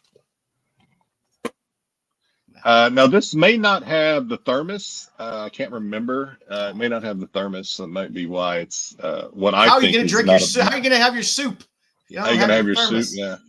It may have, $475 to me is not a terrible price for something that looks to be in pretty good condition, but I don't know. I apologize. I should have included whether or not it had the thermos or not. The next one, $8,500 for a 1954 Superman 10 lunchbox from Adco Liberty. This one did have this one had the thermos. best offer of 80. I think they were asking like probably close to 10 grand. Best offer accepted, I think, back in January 1st. So that looks really sharp. I mean, that looks. It does look good. There was another one 1954. There was another one that sold for around 45, maybe 5,000. Not as in good a shape as this one, but not terrible shape either. But not as this one's definitely more better shape. That's nice. That's it. I wish I cleared some shelf space, so I'm gonna go through my tiny collection of lunchboxes. I would love to buy. I tell myself, Jedi, you should be buying lunchboxes instead of all these freaking. You should. Hey, Jedi, did you see the Netflix? He actually was on YouTube. Dave Bautista, his lunchbox collection. Oh, he has like one of the largest in the world. Yeah. I think. I know. Oh, really? Yeah, Dave Bautista does. Yeah. They're fun collectibles. Lunchboxes are fun. They are fun. I still have my Pac-Man thermos. Nice. Even the plastic ones are, the tin ones I like because they're even older. But of course, in the 80s, maybe late 70s, the plastic ones started coming out too. The novelty plastic ones, or the TV show plastic ones started coming out. Mid to late 80s, they started doing the plastic ones. How many? Some of those are cool too, but not as cool. How many had Kiss and Happy Day lunch boxes when you were growing up? Yeah, they would crack. They weren't nearly as durable, but they wouldn't rust either. So, but there's no better sound than when it closes, that metal clasp clip going up. That was always the best. Plastic sucked. Excellent. I got my. Glad you brought this segment back. It's a good segment. Always fun. We'll keep doing it as long as we can find interesting stuff, I guess. It's tough, man. Like I said, when I took over trying to keep this up, man, it's a kick in the balls sometimes. Like I could do lunch boxes every week, but I think that people might get bored of it. So I think you should do bottle caps next week. Bottle caps. I think we did bottle caps. Didn't we do bottle caps? I think we did just about everything. Just recycle the old stuff now. I did We salt and pepper shakers. Never seen this. That's what I did. Yeah. You name it. Just recycle stuff with newer sales. Yeah. Excellent. So Styx is not here, but I will run his. I didn't know. Styx is not here. Run his promo. He's not here. Damn. We are gonna do. You are not having a massive stroke. It's just trivia with Styx. You did not suffer a debilitating head wound. It's just trivia with Styx. It's not CTE or PTSD. It's just trivia with Styx. I had to run that as a disclaimer since I'm going through his trivia. I don't want to take any credit for. Do I have to play this for what we're gonna say? Hey, it's good. I guess tonight. Well, you're we doing have Jim. It'll go smoother without Styx's internet. Yeah, true. Lag. Move the slide forward. Move the slide forward. So again, tonight our spotlight, we're going to look at Jim Silke. He passed this week at the ripe age of 93. He was one hell of a guy. I mean, we have a lot of creatives in the industry, but these old guys, they did it all. And Silke was no exception. And he wasn't just a guy that was an artist. He managed Capitol Records, art direction for their albums. He was a very good friend of director Sam Peckinpah, and he was uncredited costume designer with some of his work, between his artwork, his pinup work, his photography. A man of many talents that lived quite a full life. So we'll get in to Styx's first question here. Which series did Jim not do a cover for? Green Lantern, Sin City, Magdalena, or Xena? Big D. I'm going with A, Green Lantern. He spelled lantern wrong. Well, that's Styx. Styx did. We need to have spelling errors and font issues, or it's not Styx trivia. What kind of circus are we running here? That's like Marco always spelling something wrong in the thumbnail for Star Wars. Marco can't spell. It's because he's trying to use 7 different fonts on a single slide. All right. Oh, look, there's Sam. Hey, Sam. Hey, Sam. Okay, looks like across the board we got lots of A's. Wow, really? I would not have guessed A. I would have been somewhere else, but I'm not going to tell you where. B. I'll say B because I don't. This is typical Styx. I told you before the show. I said I'm not going to get a single one of these things right. Green Lantern. He did not do a Green Lantern cover. Most of his stuff was indie stuff. This was my other favorite thing about Jim Silke. He wrote screenplays for a significant number of movies. He wrote screenplays for each of these movies, except thank you Styx for the except instead of except. But which one of these did he not write the screenplay for? D. I am boycotting this question because Styx did not put Boy Meets World on this. C. I'm going with D. He didn't do Ninja 3, The Domination. This is my movie, Domination. Golden opportunity missed Styx. Of course, Styx is not here today because he messed up. All right, kids. The answer to this is, of course, The Wild Bunch. That was a Sam Peckinpah movie, and he was uncredited as the costume designer in that movie. Great movie, by the way. Yay. You didn't even know that, freaking Brucifer. 2 in a row. 2 in a row. You got lucky on that one. 2. You probably saw the answers anyway. That's why you know. I don't have access to the slides. You saw the answer somewhere. So, Jim Silke did what for Frazetta? Did he author book series? Did he do a comic series as a writer? Did he do cover art? Or did he turn him into ice? I take D. Turned him into ice baby. I mean, it sticks. It sticks. And it would have been better if he just would have screwed that up and just turned him into ice and didn't have the periods there. Right now. I don't know, B. And actually turned him into frozen water, into ice. I'm going to C. Oh, why are you copying Robert? I thought he was. Did you not see the thumbnail for the show? Did you not see the thumbnail for the show? Is that question's for Dom? That's a rhetorical or what? All right. I'm gonna barely take C because I'm gonna say B, just because this is a comic kind of. All righty. The answer actually is he authored a series of books. They're great Frank Frazetta covers for Death Dealer. It's a whole series of books about the Fire and Ice character, Death Dealer. Good stuff. Great Frazetta covers on these books, and they're all authored by Jim Silke. Styx trivia makes you second guess yourself. Stupid trivia. Silke won a Grammy for which I can't believe we're album still cover? doing it. Yeah, you got to. It's like it's like eating your vegetables. You don't want to have to eat your vegetables. You want the steak, you want the potatoes, but you got to eat those fucking vegetables. You have to. You got to force yourself through it.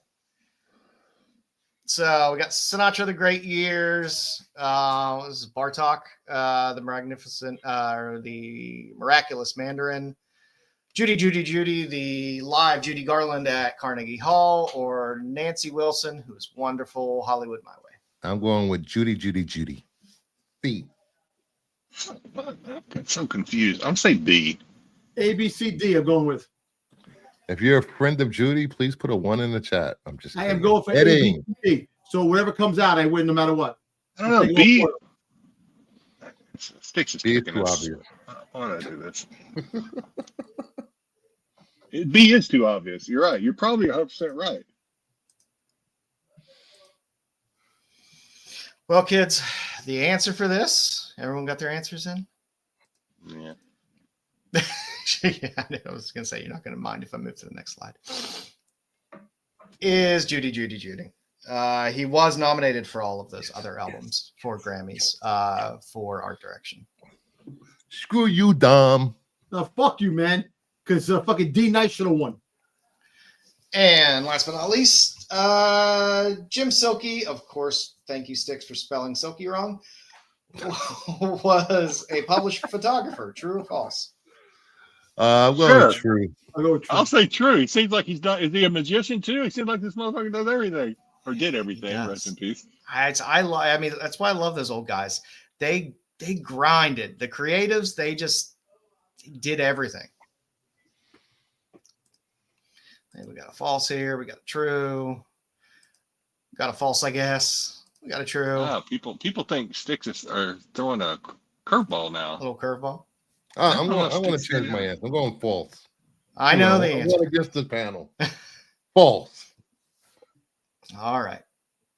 Well, he is known for his photographs. Fastball right down the middle. I know. Yes, he has some great Sharon Tate photographs. Trying to keep it interesting here. Another person, rest in peace. Sharon Tate. Steranko was the magician. Steranko he still dresses like a magician. Oh, geez. All right. Is he still alive? Steranko? Yeah. I'm just he's playing still along. going, I'm sorry. Still great. I still will not pass up a Steranko cover when I see it. True. Who don't you pass up, Joe? Because you have every artist, every writer, every something in your collection. You don't pass anybody up, man. I do have a lot of. I would love for you to do like a series of videos, like going through your boxes and you're surrounding you to show what you have in your boxes. That'd be awesome. I guess I should start with the slabs that are just sitting there. That'd probably be the more interesting ones. So tonight, I figured since Silke passed, we just kind of, this isn't a long spotlight, but just to kind of go through some of the stuff that he did. Jedi, I know you're going to like this because I loaded a good bit of Vampirella stuff in here. I need to go to the bathroom. So again, Silke was amazing. He was the uncredited costume designer on the Wild Bunch. Long lasting friendship up until Peckinpah died. Working with him through a lot of the movies. Peckinpah would always bounce stuff off of him. Good friends till the end. But Silke wrote screenplays for a handful of movies that I watched growing up, and I was like, I never realized, holy shit, Jim Silke wrote these. And yes, he did write Revenge of the Ninja and Ninja 3 Domination. He was the screenwriter for both of those. Also, the Brooke Shields movie Sahara. He did King Solomon's Mines, if you want to see a nice young Sharon Stone. And who can go wrong with the Paul brothers? The Paul twins were a staple of 80s movies, and he did write the screenplay for Barbarians. I love the Paul brothers. That was just that just takes me back. Anytime I see them, it just takes me back to being a kid. He, for Capitol Records, he did the art design for a handful of albums for Capitol Records. Again, he had 1 Grammy win, 4 nominations, but he did a lot of artwork on there, or at least helped do the designs for a lot of the art on a lot of those Capitol records back in the 60s. These were all fun things. If you're a Silke fan, these are fun little extra things to get and pick up every now and then if you're a fan of his work. He did a lot. He did. Comic-wise, the Rascals in Paradise miniseries is fantastic. Beautiful, beautiful work. A lot of the books that he did, he would do the art and he would do the writing in as well, which was nice.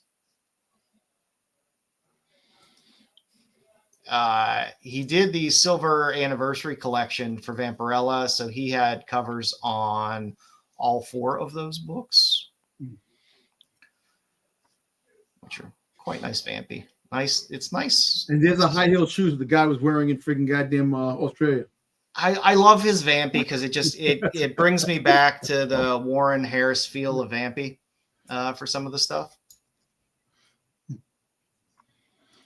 Yeah, Stranko is crazy.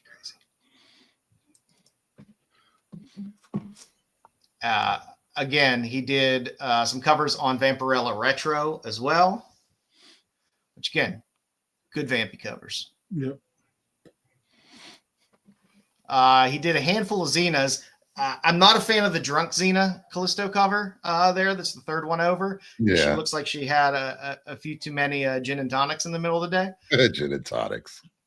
But he did do a cover on Xena, the Dragon's Teeth series. And maybe she got it going in. Maybe she got laid that day a couple of times. She's exhausted. Oh, geez. Here we go. And like I said, he did do the covers across Xena versus Callisto.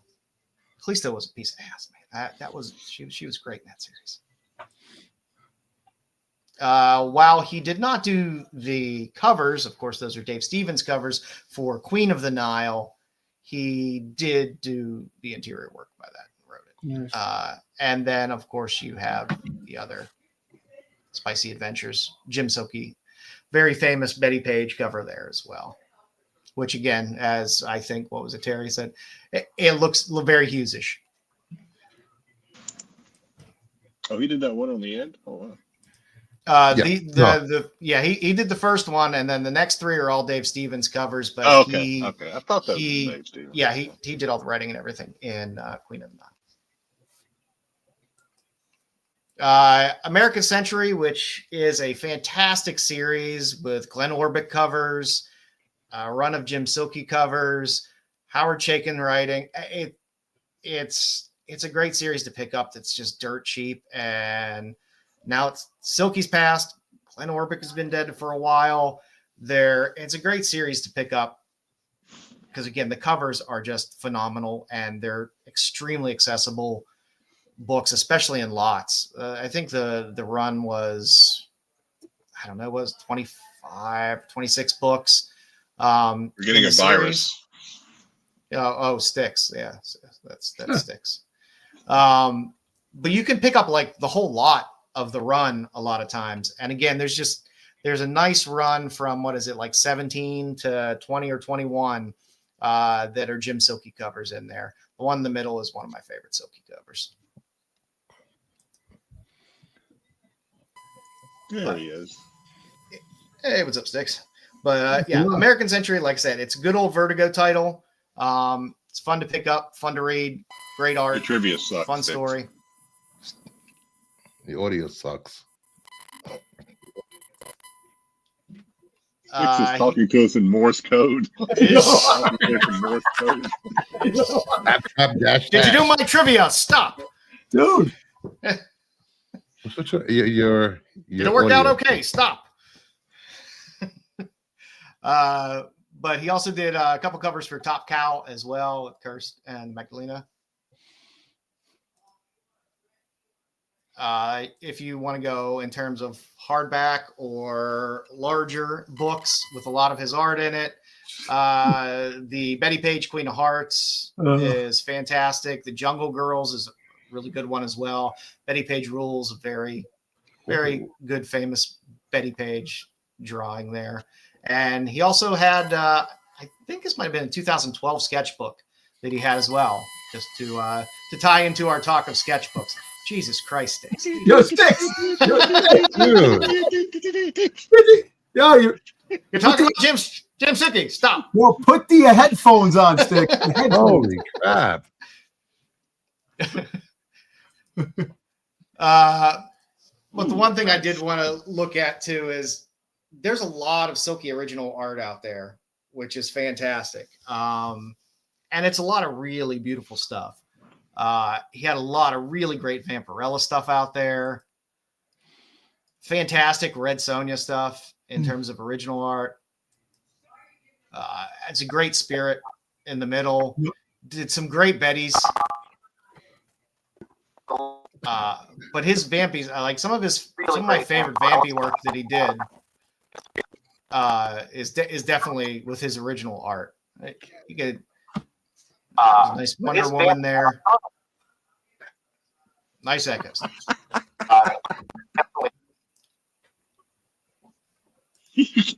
He's immune to being mute. You can't even mute him. No, you can't. I love the Vampian jeans. Oh yeah, that's cool. Can you hear me? That's cool. Yep. We hear you, Styx. There he is. We heard what you said. We just heard what you said 5 minutes ago. Hey, say some numbers. Say some numbers. Yeah. We'll play the lotto. What was that? A niner? 001. Yeah, but like I said, I love the Raquel Welch in the middle.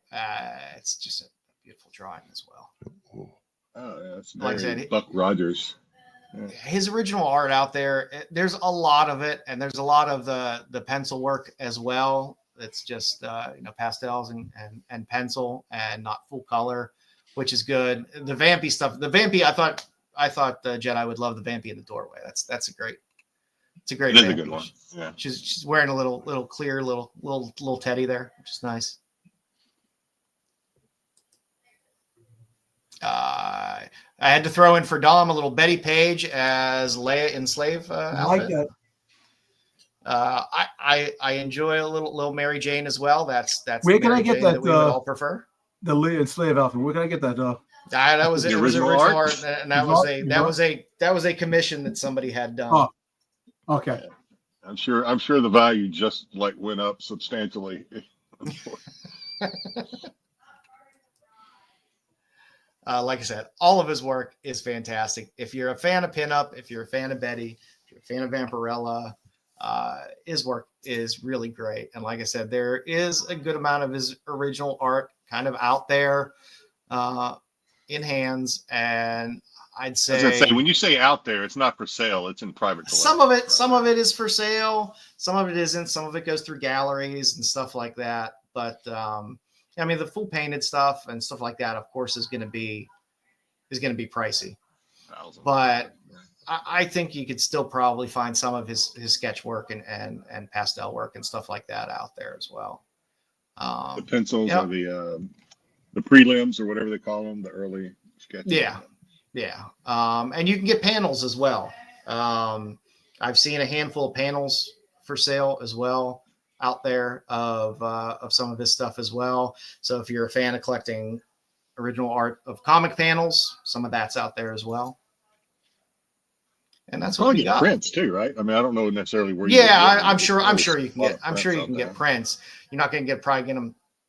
Maybe there's some secondhand prints that are signed. I mean, he would do the circuit still and stuff like that. I mean, he was working up until the end.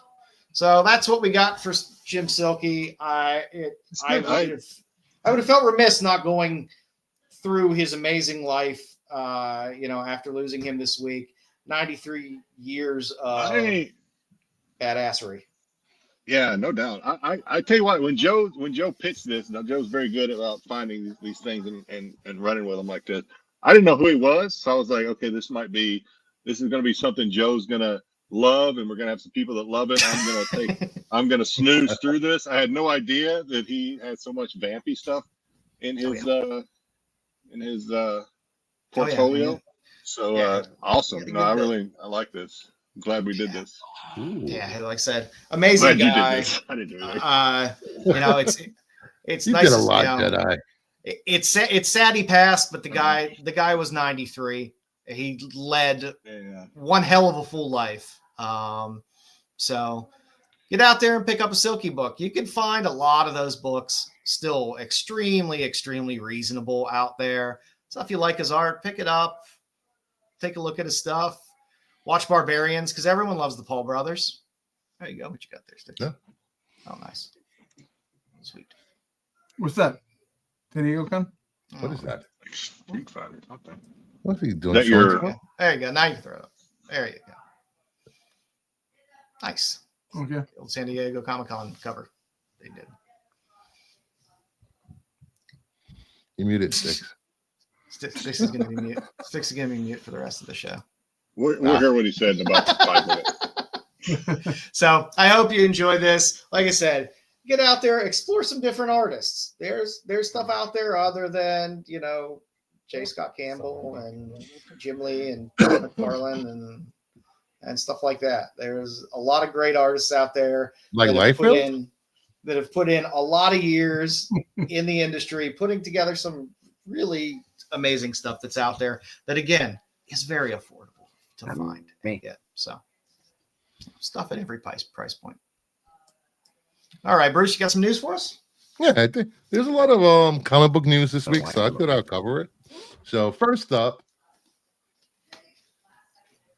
everyone's favorite walking fish boy is sharpening his teeth for the launch of his first ever.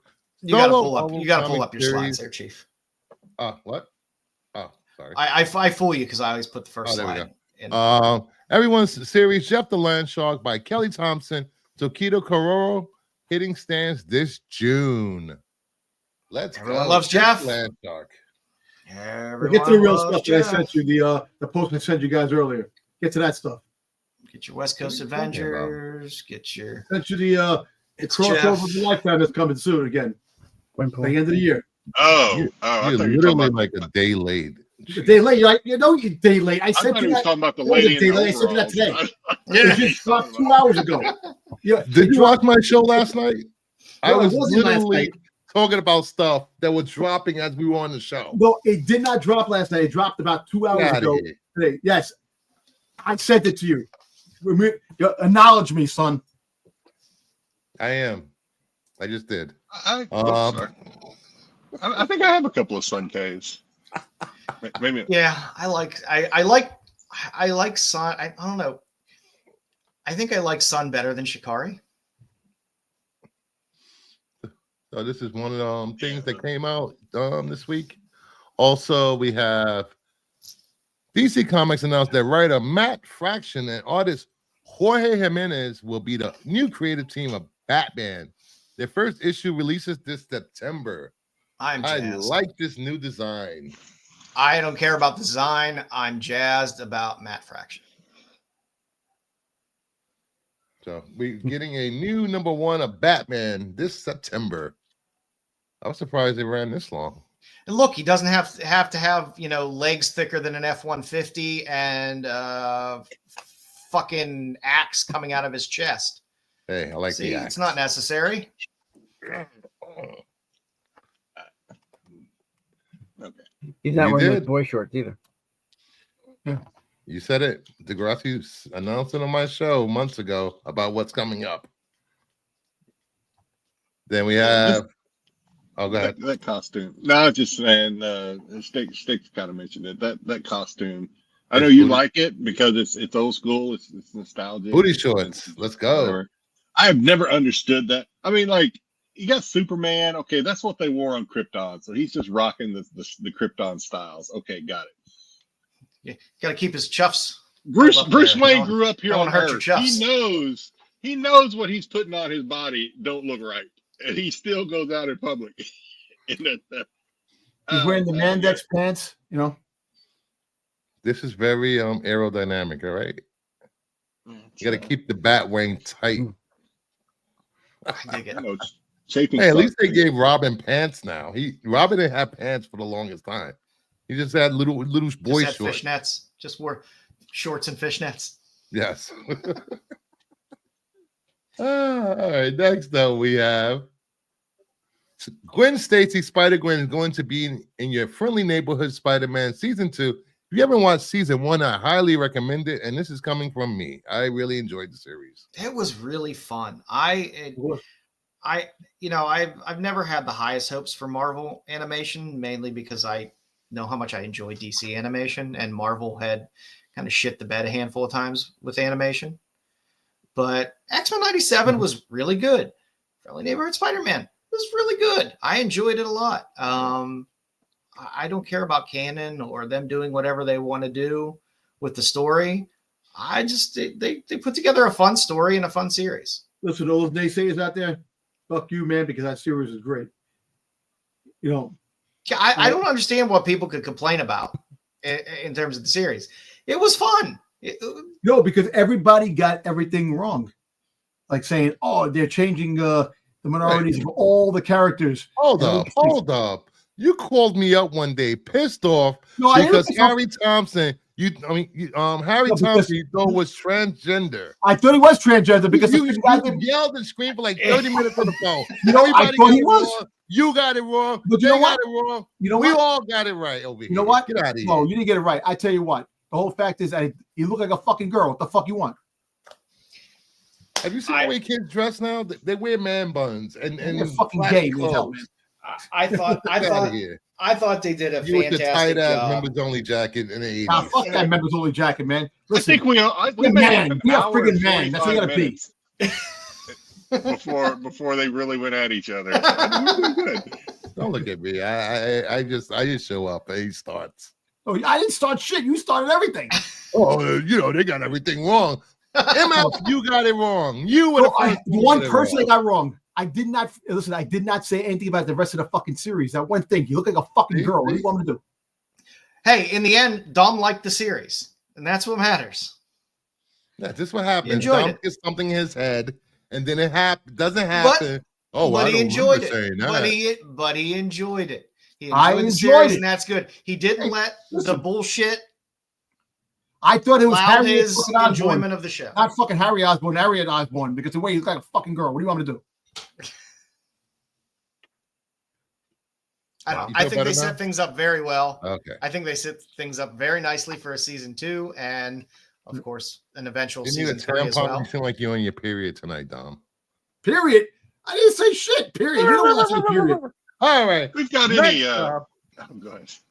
Yo, I got your exercise video. I gotta show you Marvel guys. Comics and DC Comics have announced they will do a crossover later this year. Thank you to Grassi for scooping this last year. The crossover will come in form of 2 one-shots titled DC Marvel and Marvel DC. I'm not a huge fan of crossovers. I will be interested to see the creative teams they put on this. That might make me want to read it more. I think the creative teams for the DC Marvel one will be better than the Marvel DC one. Yeah, well, that's not hard to do. Fuck you. Spider-Man, anything with Spider-Man in it is gonna be better than anything fucking DC puts up. What? Do you understand how crossovers work, Tom? I know how crossovers work. No, you're biased because you're a DC fucking lover. Fuck DC. Dumb comment. There's a reason we don't review Marvel books on my show. Because Joe, you what don't is know. that reason, Joe? Because they suck. No, because fucking Marvel's supreme over fucking DC any fucking day. Yes, you from the guy that picked up a shitty Ahsoka book. Hey, I remember shitty Ahsoka book. Fuck that. These are just like X-Men can take out the entire Justice League. That's all you need. These are just fun reads, right? I mean, they don't mean anything. They don't mean anything. Jedi. They're what if. So they're fun crossover multi. I don't understand the desire or the who wants this. I don't know. But then again, I'm not a huge fan of I don't like big events to begin with, so I'm not really hung up on crossovers. Now we go. We got another scoop. The 2 one-shots are to lead into an event. I was just about to say that. That's even worse. I was about to say that. Is it going to go into an event like it did the last time with an event that doesn't mean anything? Well, because you can't. Well, I hope it's not like 5 years from now we're going to look back at this and say, "Well, remember that has some importance now," because it doesn't. It's not going to mean anything. But it's fun to read and it's fun to see characters that will never interact. When they did the it depends who Titans, it depends who Titans, the X-Men, creative team DC is versus Marvel. Creative team in Marvel. Fucking Liefeld is gonna fucking get the first pencils. Liefeld and Jim Lee. There you go. Liefeld's not touching Marvel anymore. I know he's not. That's why I'm He's quit for the 17th time this year. Hey, listen, tell me can't do Deadpool remarks anymore. I like Deadmate. I like freaking the Image Universe and Valiant that crossed over. That was pretty cool. I like that. Yeah, like I said, I don't know. To me, it's going to be who's the creative teams for this. We'll probably decide whether I feel like reading it or not. If it's people that I don't care about in terms of creative teams, I probably won't read it. And they're probably going to throw out 75,000 covers for this. Yeah, like Degrassi said, the DC Marvel Omnibus sold like crazy. listen. Oh yeah, there's people love this shit. I don't understand. I personally don't, but I'm in the minority. I know people like this a lot. What I don't want the fucking crossover where Spider-Man turns into fucking Spider-Boy and fucking Wolverine turns into Dark Claw. I don't want that. I want them to integrate universes. We have Batman. Do you Batman understand this is not amalgam? Listen, what? Do you understand this is not amalgam? This is a crossover. I know it's crossover. I just want to see a real comic book reader would know this. Hey, Dick. Well, that explains it. I don't have a clue what you're talking about. I didn't finish talking. Let me finish talking. What is amalgam? I have no. What's amalgam? Listen, I'm talking about the fact that I want to see Batman in the city, freaking goddamn fighting Spider-Man's rogue gallery. I want to see that shit. Hobgoblin fucking fighting Batman. I want to see shit like that. I want to see Superman docking Spider-Man. Now, Superman, you leave Superman fight the Sentry and shit like that. I want to see. I just want to see the street level characters fighting street level guys. That's what I want. Yeah. Like I say, it doesn't appeal to me, but I will be very interested to see what creatives they put on this between the two companies. Well, I hope this leads into movies. I hope after Secret Wars we get a Marvel versus DC movie down the road. Yeah, that's the next big thing. Are you done? That would be a shit show. Done? Okay, just making sure you were done before. I'm not done. I'll keep going then. Because this garbled talk over there of nonsense is really giving everybody a headache. Your hat's too tight. That's why you got the headache. So shut up. No, I got a headache because you called me like, oh fuck this.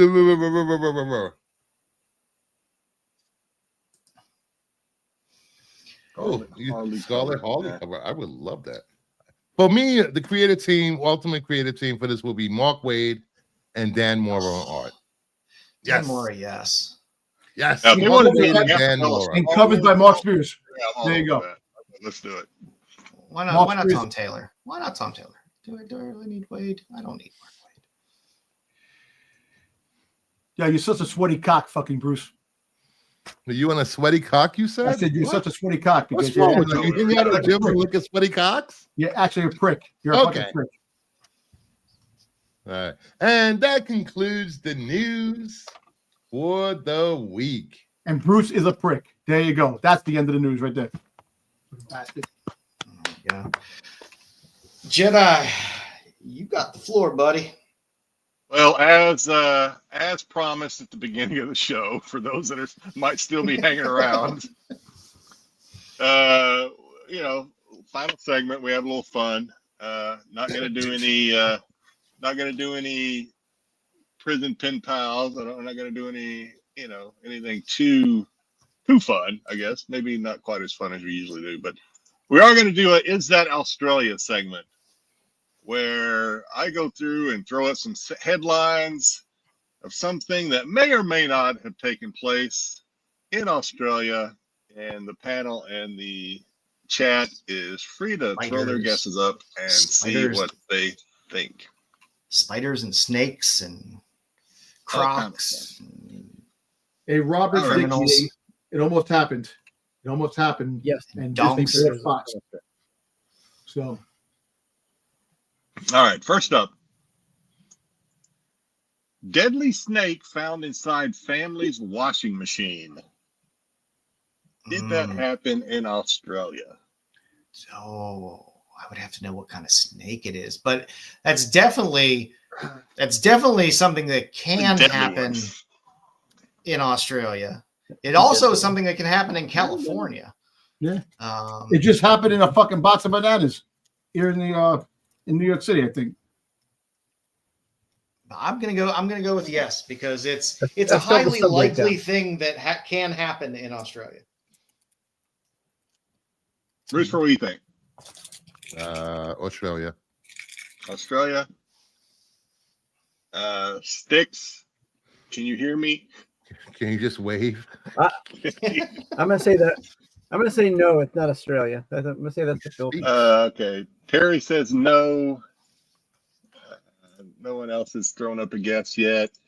It did happen in Australia. An Australian snake catcher responded to a family's home where the world's second most venomous snake was found in a washing machine. Good one. The Hudson Snake Catching Service, because they have so many snakes, they have a company that just catches them, posted the video where this family discovered this snake. And yeah, pretty terrifying. I had I've been to Australia a couple times, but I've never been anywhere outside of the city, I guess, because fuck this. They show up, those snakes show up in the city too, but No thank you. that would bug me. I found plenty of snakes in my house. Never in the washing machine. That would It doesn't say what kind of snake. How the fuck does it a washing machine? That's the whole thing. second deadliest. No, I don't think it did say what kind of snake it was, or if it did, I didn't capture it. I don't think it It was actually just said. a trouser snake. Yeah, but how did it get in the washing machine? Would it go through the back, roll through the back into the washing machine itself? It They're flew up through the snakes. drain. They can come up Open. through the They can come up through the toilet, Dom. You didn't know that? Yeah, I know they could, but I'm saying, but a washing machine, you know, you have the cables and the tubes. The company I work for wanted me to take a trip to Australia, and we're talking about out in the outback. And they said when you get there, you have to go through snake training. And I'm like, okay, we're done. I'm not going to Australia. This opportunity is nixed before it ever Indiana began. Jones, you're afraid of snakes? I hate snakes. Where's our show? Nope. We're on the same page. All right. Next is a snake catcher takes barbecue apart to remove large python. I saw this. This is not Australia. Maybe? Not Australia. I think I saw this somewhere. It's a python, so I'm gonna lean away from Australia, because it's like, why would you import a snake into Australia? You have enough snakes. So it can eat the other snake. bring something I else have no idea. All right, gotta be Florida. Terry said. Terry's actively playing our game. Everybody believes this is not in Australia. No. Correct. Yeah, no. It was. An Australian reptile wrangler responded to a Queensland home where a massive coral carpet python was found hiding inside a resident's barbecue grill. Yeah, you would cook that shit, man. That's not what you want to barbecue. I can't do an accent. Hey, people we need Sam on here to do accents. Why do people live in that country?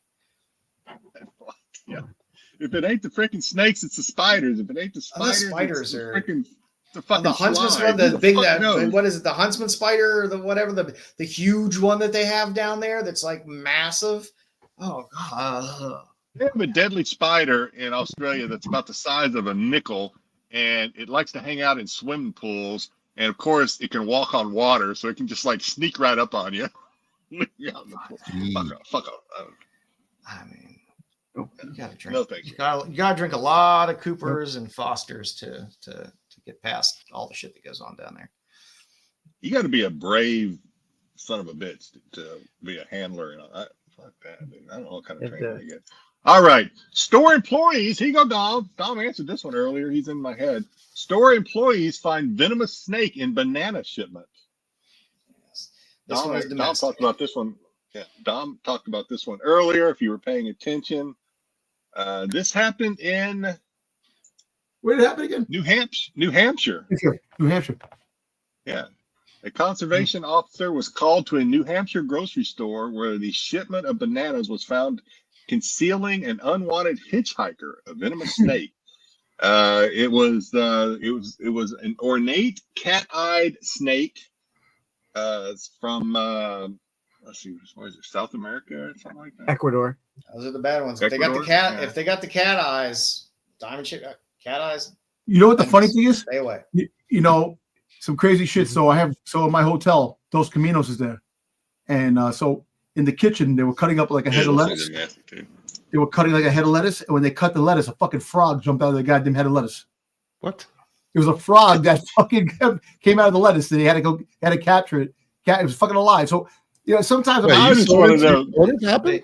They drink strychnine too. The restaurant where I work, they were cutting. They were making a salad, and they had a head of lettuce, and when they cut it, a fucking frog jumped out of it. Fucking funny. I love that Degrassi. I don't know if Degrassi, even because I love it. I love it. You call your grandfather Peepaw. I love it. Absolutely. If they're Pentecostal, it's a safe bet that yes, they would be called Peepaw. Those Caminos does rule, but the whole fact it was funny when the girl was cutting the head of lettuce, the frog just freaking jumped out. Everybody started screaming.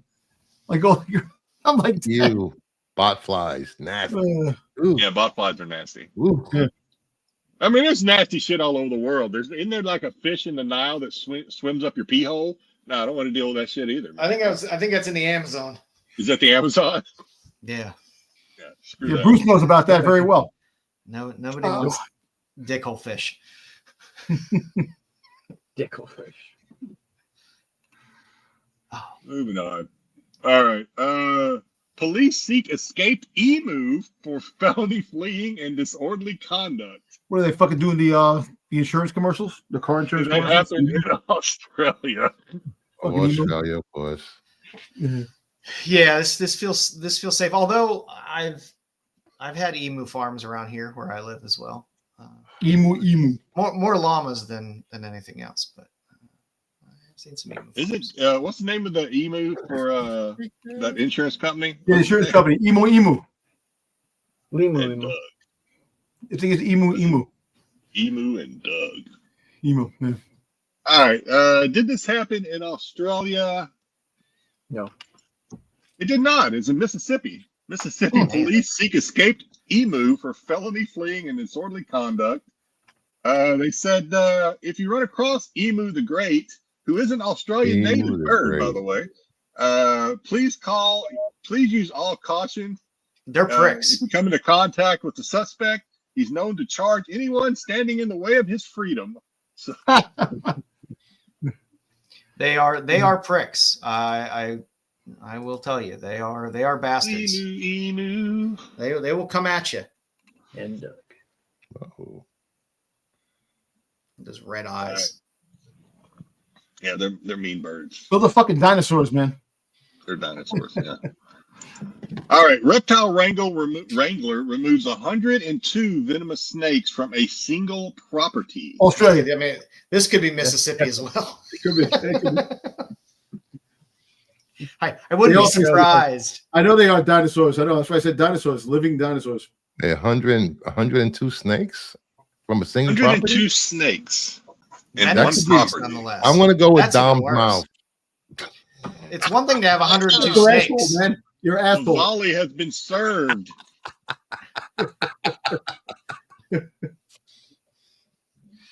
G'day, mate. I'm All going right, to say I this actually is a can't remember curveball. where this happened. I actually can't remember where. I'm going to say it's a curveball, and it's not. Yeah. It's not Those Australia. snakes, the 102 snakes with dildos that were in freaking Bruce of his ass. They'll go back and forth in a single party. There you go, man. Yeah. Wow, that was bad. That was No, it wasn't. bad. It did happen in Australia. It did happen to Bruce's ass. There you go.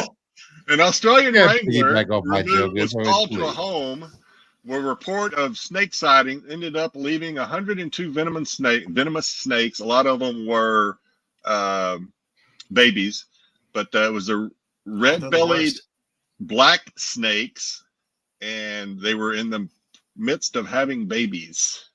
They were in the Baby mating snakes. season. Baby snakes are the worst. They do not know how to regulate their venom, so they just dump it all in. Bad. Baby snakes bad. Oof. Shark takes a big bite out of surfer's board. That could be anywhere. Australia. California. No, but Australia I can't has make it too easy. I got to make it Australia has an inordinate amount of shark attacks. Mm-hmm. Yeah, did you see about the woman that was taking pictures and trying to take a picture of a great white? He bit her hand off. It was just a story. I was That's like, what the dumb. fuck? You don't get in the water and take They pictures. done games. Great white. I know. Play stupid games, win stupid prizes. I'm gonna take a picture. Oh my god. Yeah, I'm going with Australia. I just percentage wise, it's a safe bet that it could be Australia. Now, California. If it was Australia, or you wanna go out on a limb and guess what kind of shark it was? A mako shark. A bull shark. Hammerhead. It wasn't Australia. It was a whaler, a bronze whaler shark. Took a bite of this man's surfboard. And actually, we can't do videos on here because I'm not technical, but this guy, for as lucky as he was, and he admits that he was lucky, was about as calm and cool Australian dude as you will ever run into.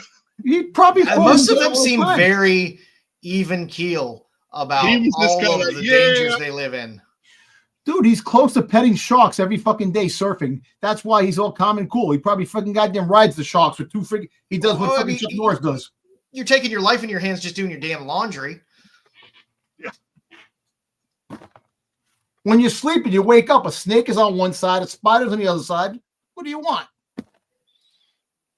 They said apparently the worst thing you can do out of there. That's what I want. Here at Renovision, we're not responsible for providing you with how to escape from a shark. There's plenty of other YouTube channels that will be happy to tell you how to do that. They say the worst thing you can do is try to swim away from a shark, though. You have to face off with it and punch it, and because if you swim it, if you try to swim away, they swim faster and they go grab your leg. Significantly faster. So best thing to do, which is kind of what this guy said he did. He just kind of squared up with it and punched it. And I hear you what, punch it in the nose or gouge it in its eyes. That's what I've heard. But don't quote me. Fart. That's how you get rid of them. I would probably be doing a lot more than farting, but that might be good too. Your Batman. He can chase the brown fish while I swim away. Oh yeah. My Batman camouflage. Got the bat friggin' the shark repellent. Yeah, repellent. Yeah. I think that's the last one, guys. It is. It's the last one. Oh, that was good. Hope you enjoyed it. Not as sexy as prison. I got to bring back our old. Is it Florida or Arizona? Yeah, we haven't done that sometime soon. It's been a while. It's been lying dormant. So well. We appreciate you hanging out with us. Nice tight 2 hours tonight. Good job, boys.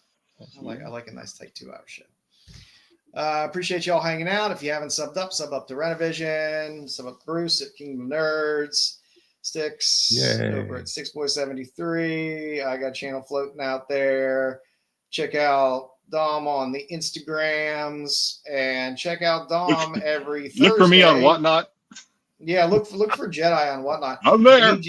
I need your Whatnot handles and everything. I'll throw that in the slide. I'm doing a Vampirella show tomorrow, maybe. So I figure if I don't. Oh, nice. I'll look for that. Try to pop in because I always like. It's just fun looking at Vampirella covers, to tell you the truth. Dom, you want to plug your wrestling show on Thursdays? Yeah, Thursday nights at 9:00. Absolute Geek presents Off the Mat wrestling show. So all you wrestling fans out there, if you like wrestling and like to talk about it, me, Styx, and Matt are on the job of doing the best damn wrestling report we possibly can. Thank you, Absolute Geek. I know you have dressed her exceptionally well from watching SNS, so I look forward to that. And what time's on Thursday is that? 9 o'clock. 9 o'clock. 9 p.m. Eastern Standard Time. So you can catch that on Styx's channel? No, you can catch that on Absolute Geek. Well, yeah. Styx streams it too. Well, Styx streams to it. Come on, Styx would like to break 5 viewers in one stream. Give him some viewers. Right. Throw me a bone. But no, you guys do a great job with the wrestling stuff. It's good stuff. It's fantastic. I'm waiting for the pictures. Bruce, what do you got on tap? We are doing a Sunday show, the other comic book show. At some point, I'm going to do a 1,500 subscriber giveaway show, giving away a bunch of comics I don't need anymore. So I'm going to give them to my viewers. We're going to go over FOC Sunday. And here are some previews of FOC this week. Amazing Spider-Man is resetting, and we're getting not one, two 1 in 200 covers. Nice. There's one, Greg. and here's two. Actually, I like that one. Is that That's Bermejo? Bermejo. That's pretty cool. I like that.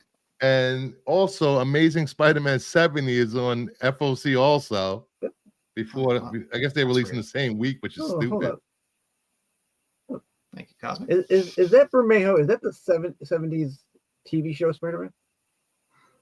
It looks like it. I think it is. I like it. Yeah, because look at the hands. I don't know because the it's like not it Japanese Spider-Man, who's my favorite. Web shooters. Yeah, And you got the web shooters. Yeah. What was that? Yeah. No, the way his his hand web shooters. Yeah. It's a good Bermejo cover, but there's going to be 8 million goddamn covers. Yeah, and it's like 20 covers, and that's not even the exclusive yet. Yeah. Plus, we're getting a 1 in 200 on Amazing Spider-Man 70 from our favorite beloved artist, Frank.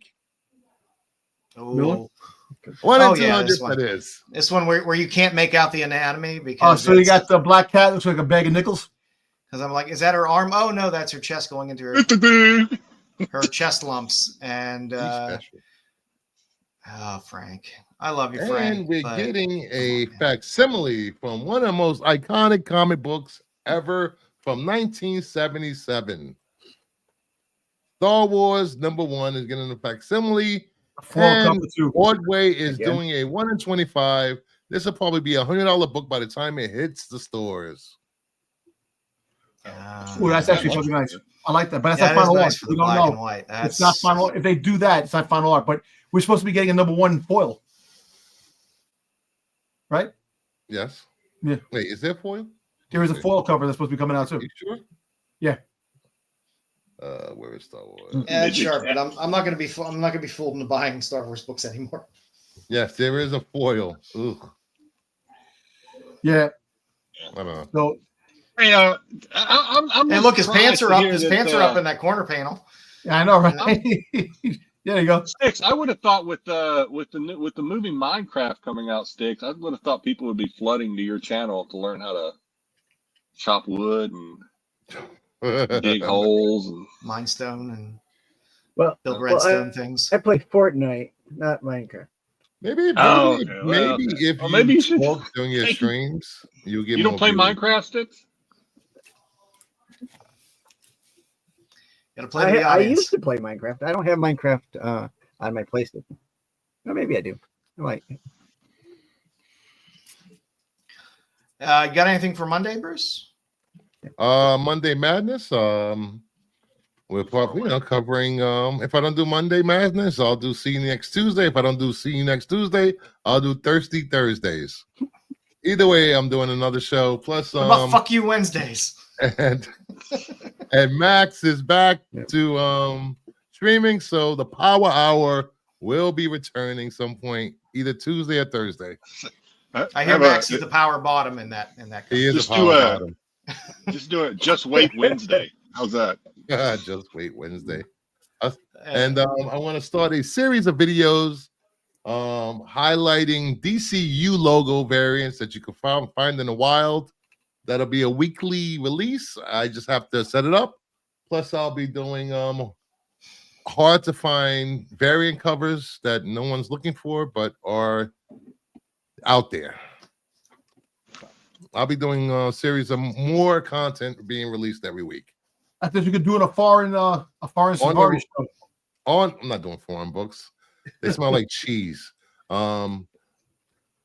And I'm on the road to 2K, so hopefully I get the 2K this year. And I'm taking you guys with me.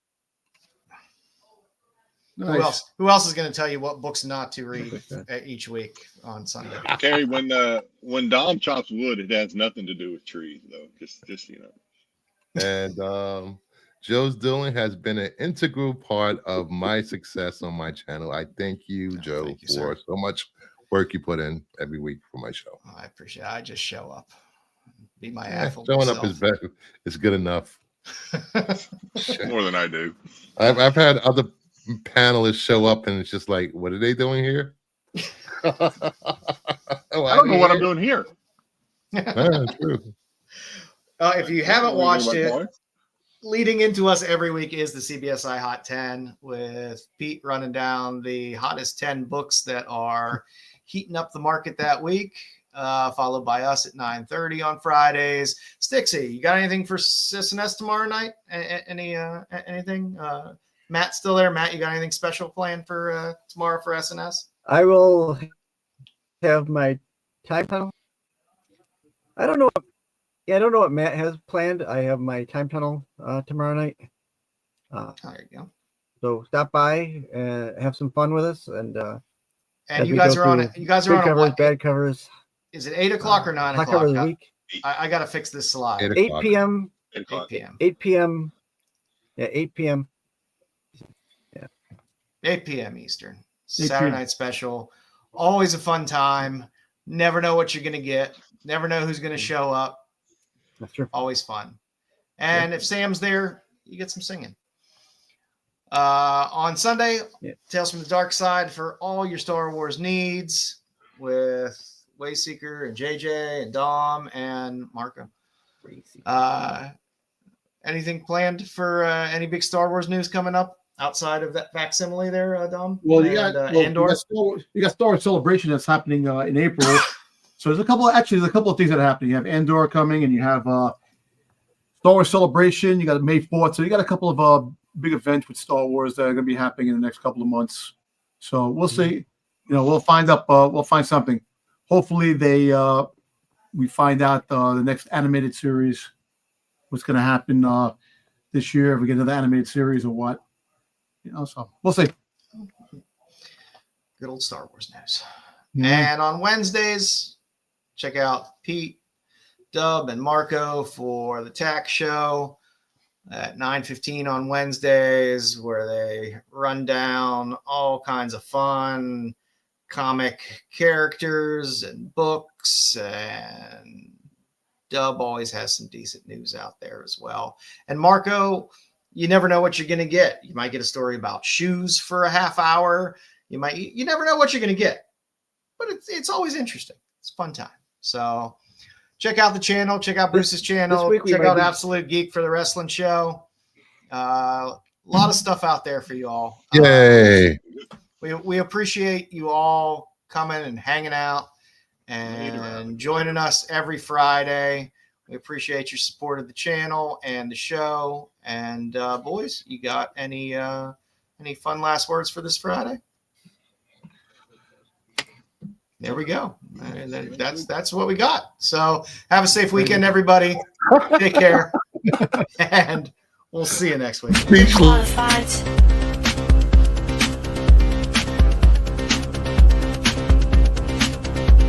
The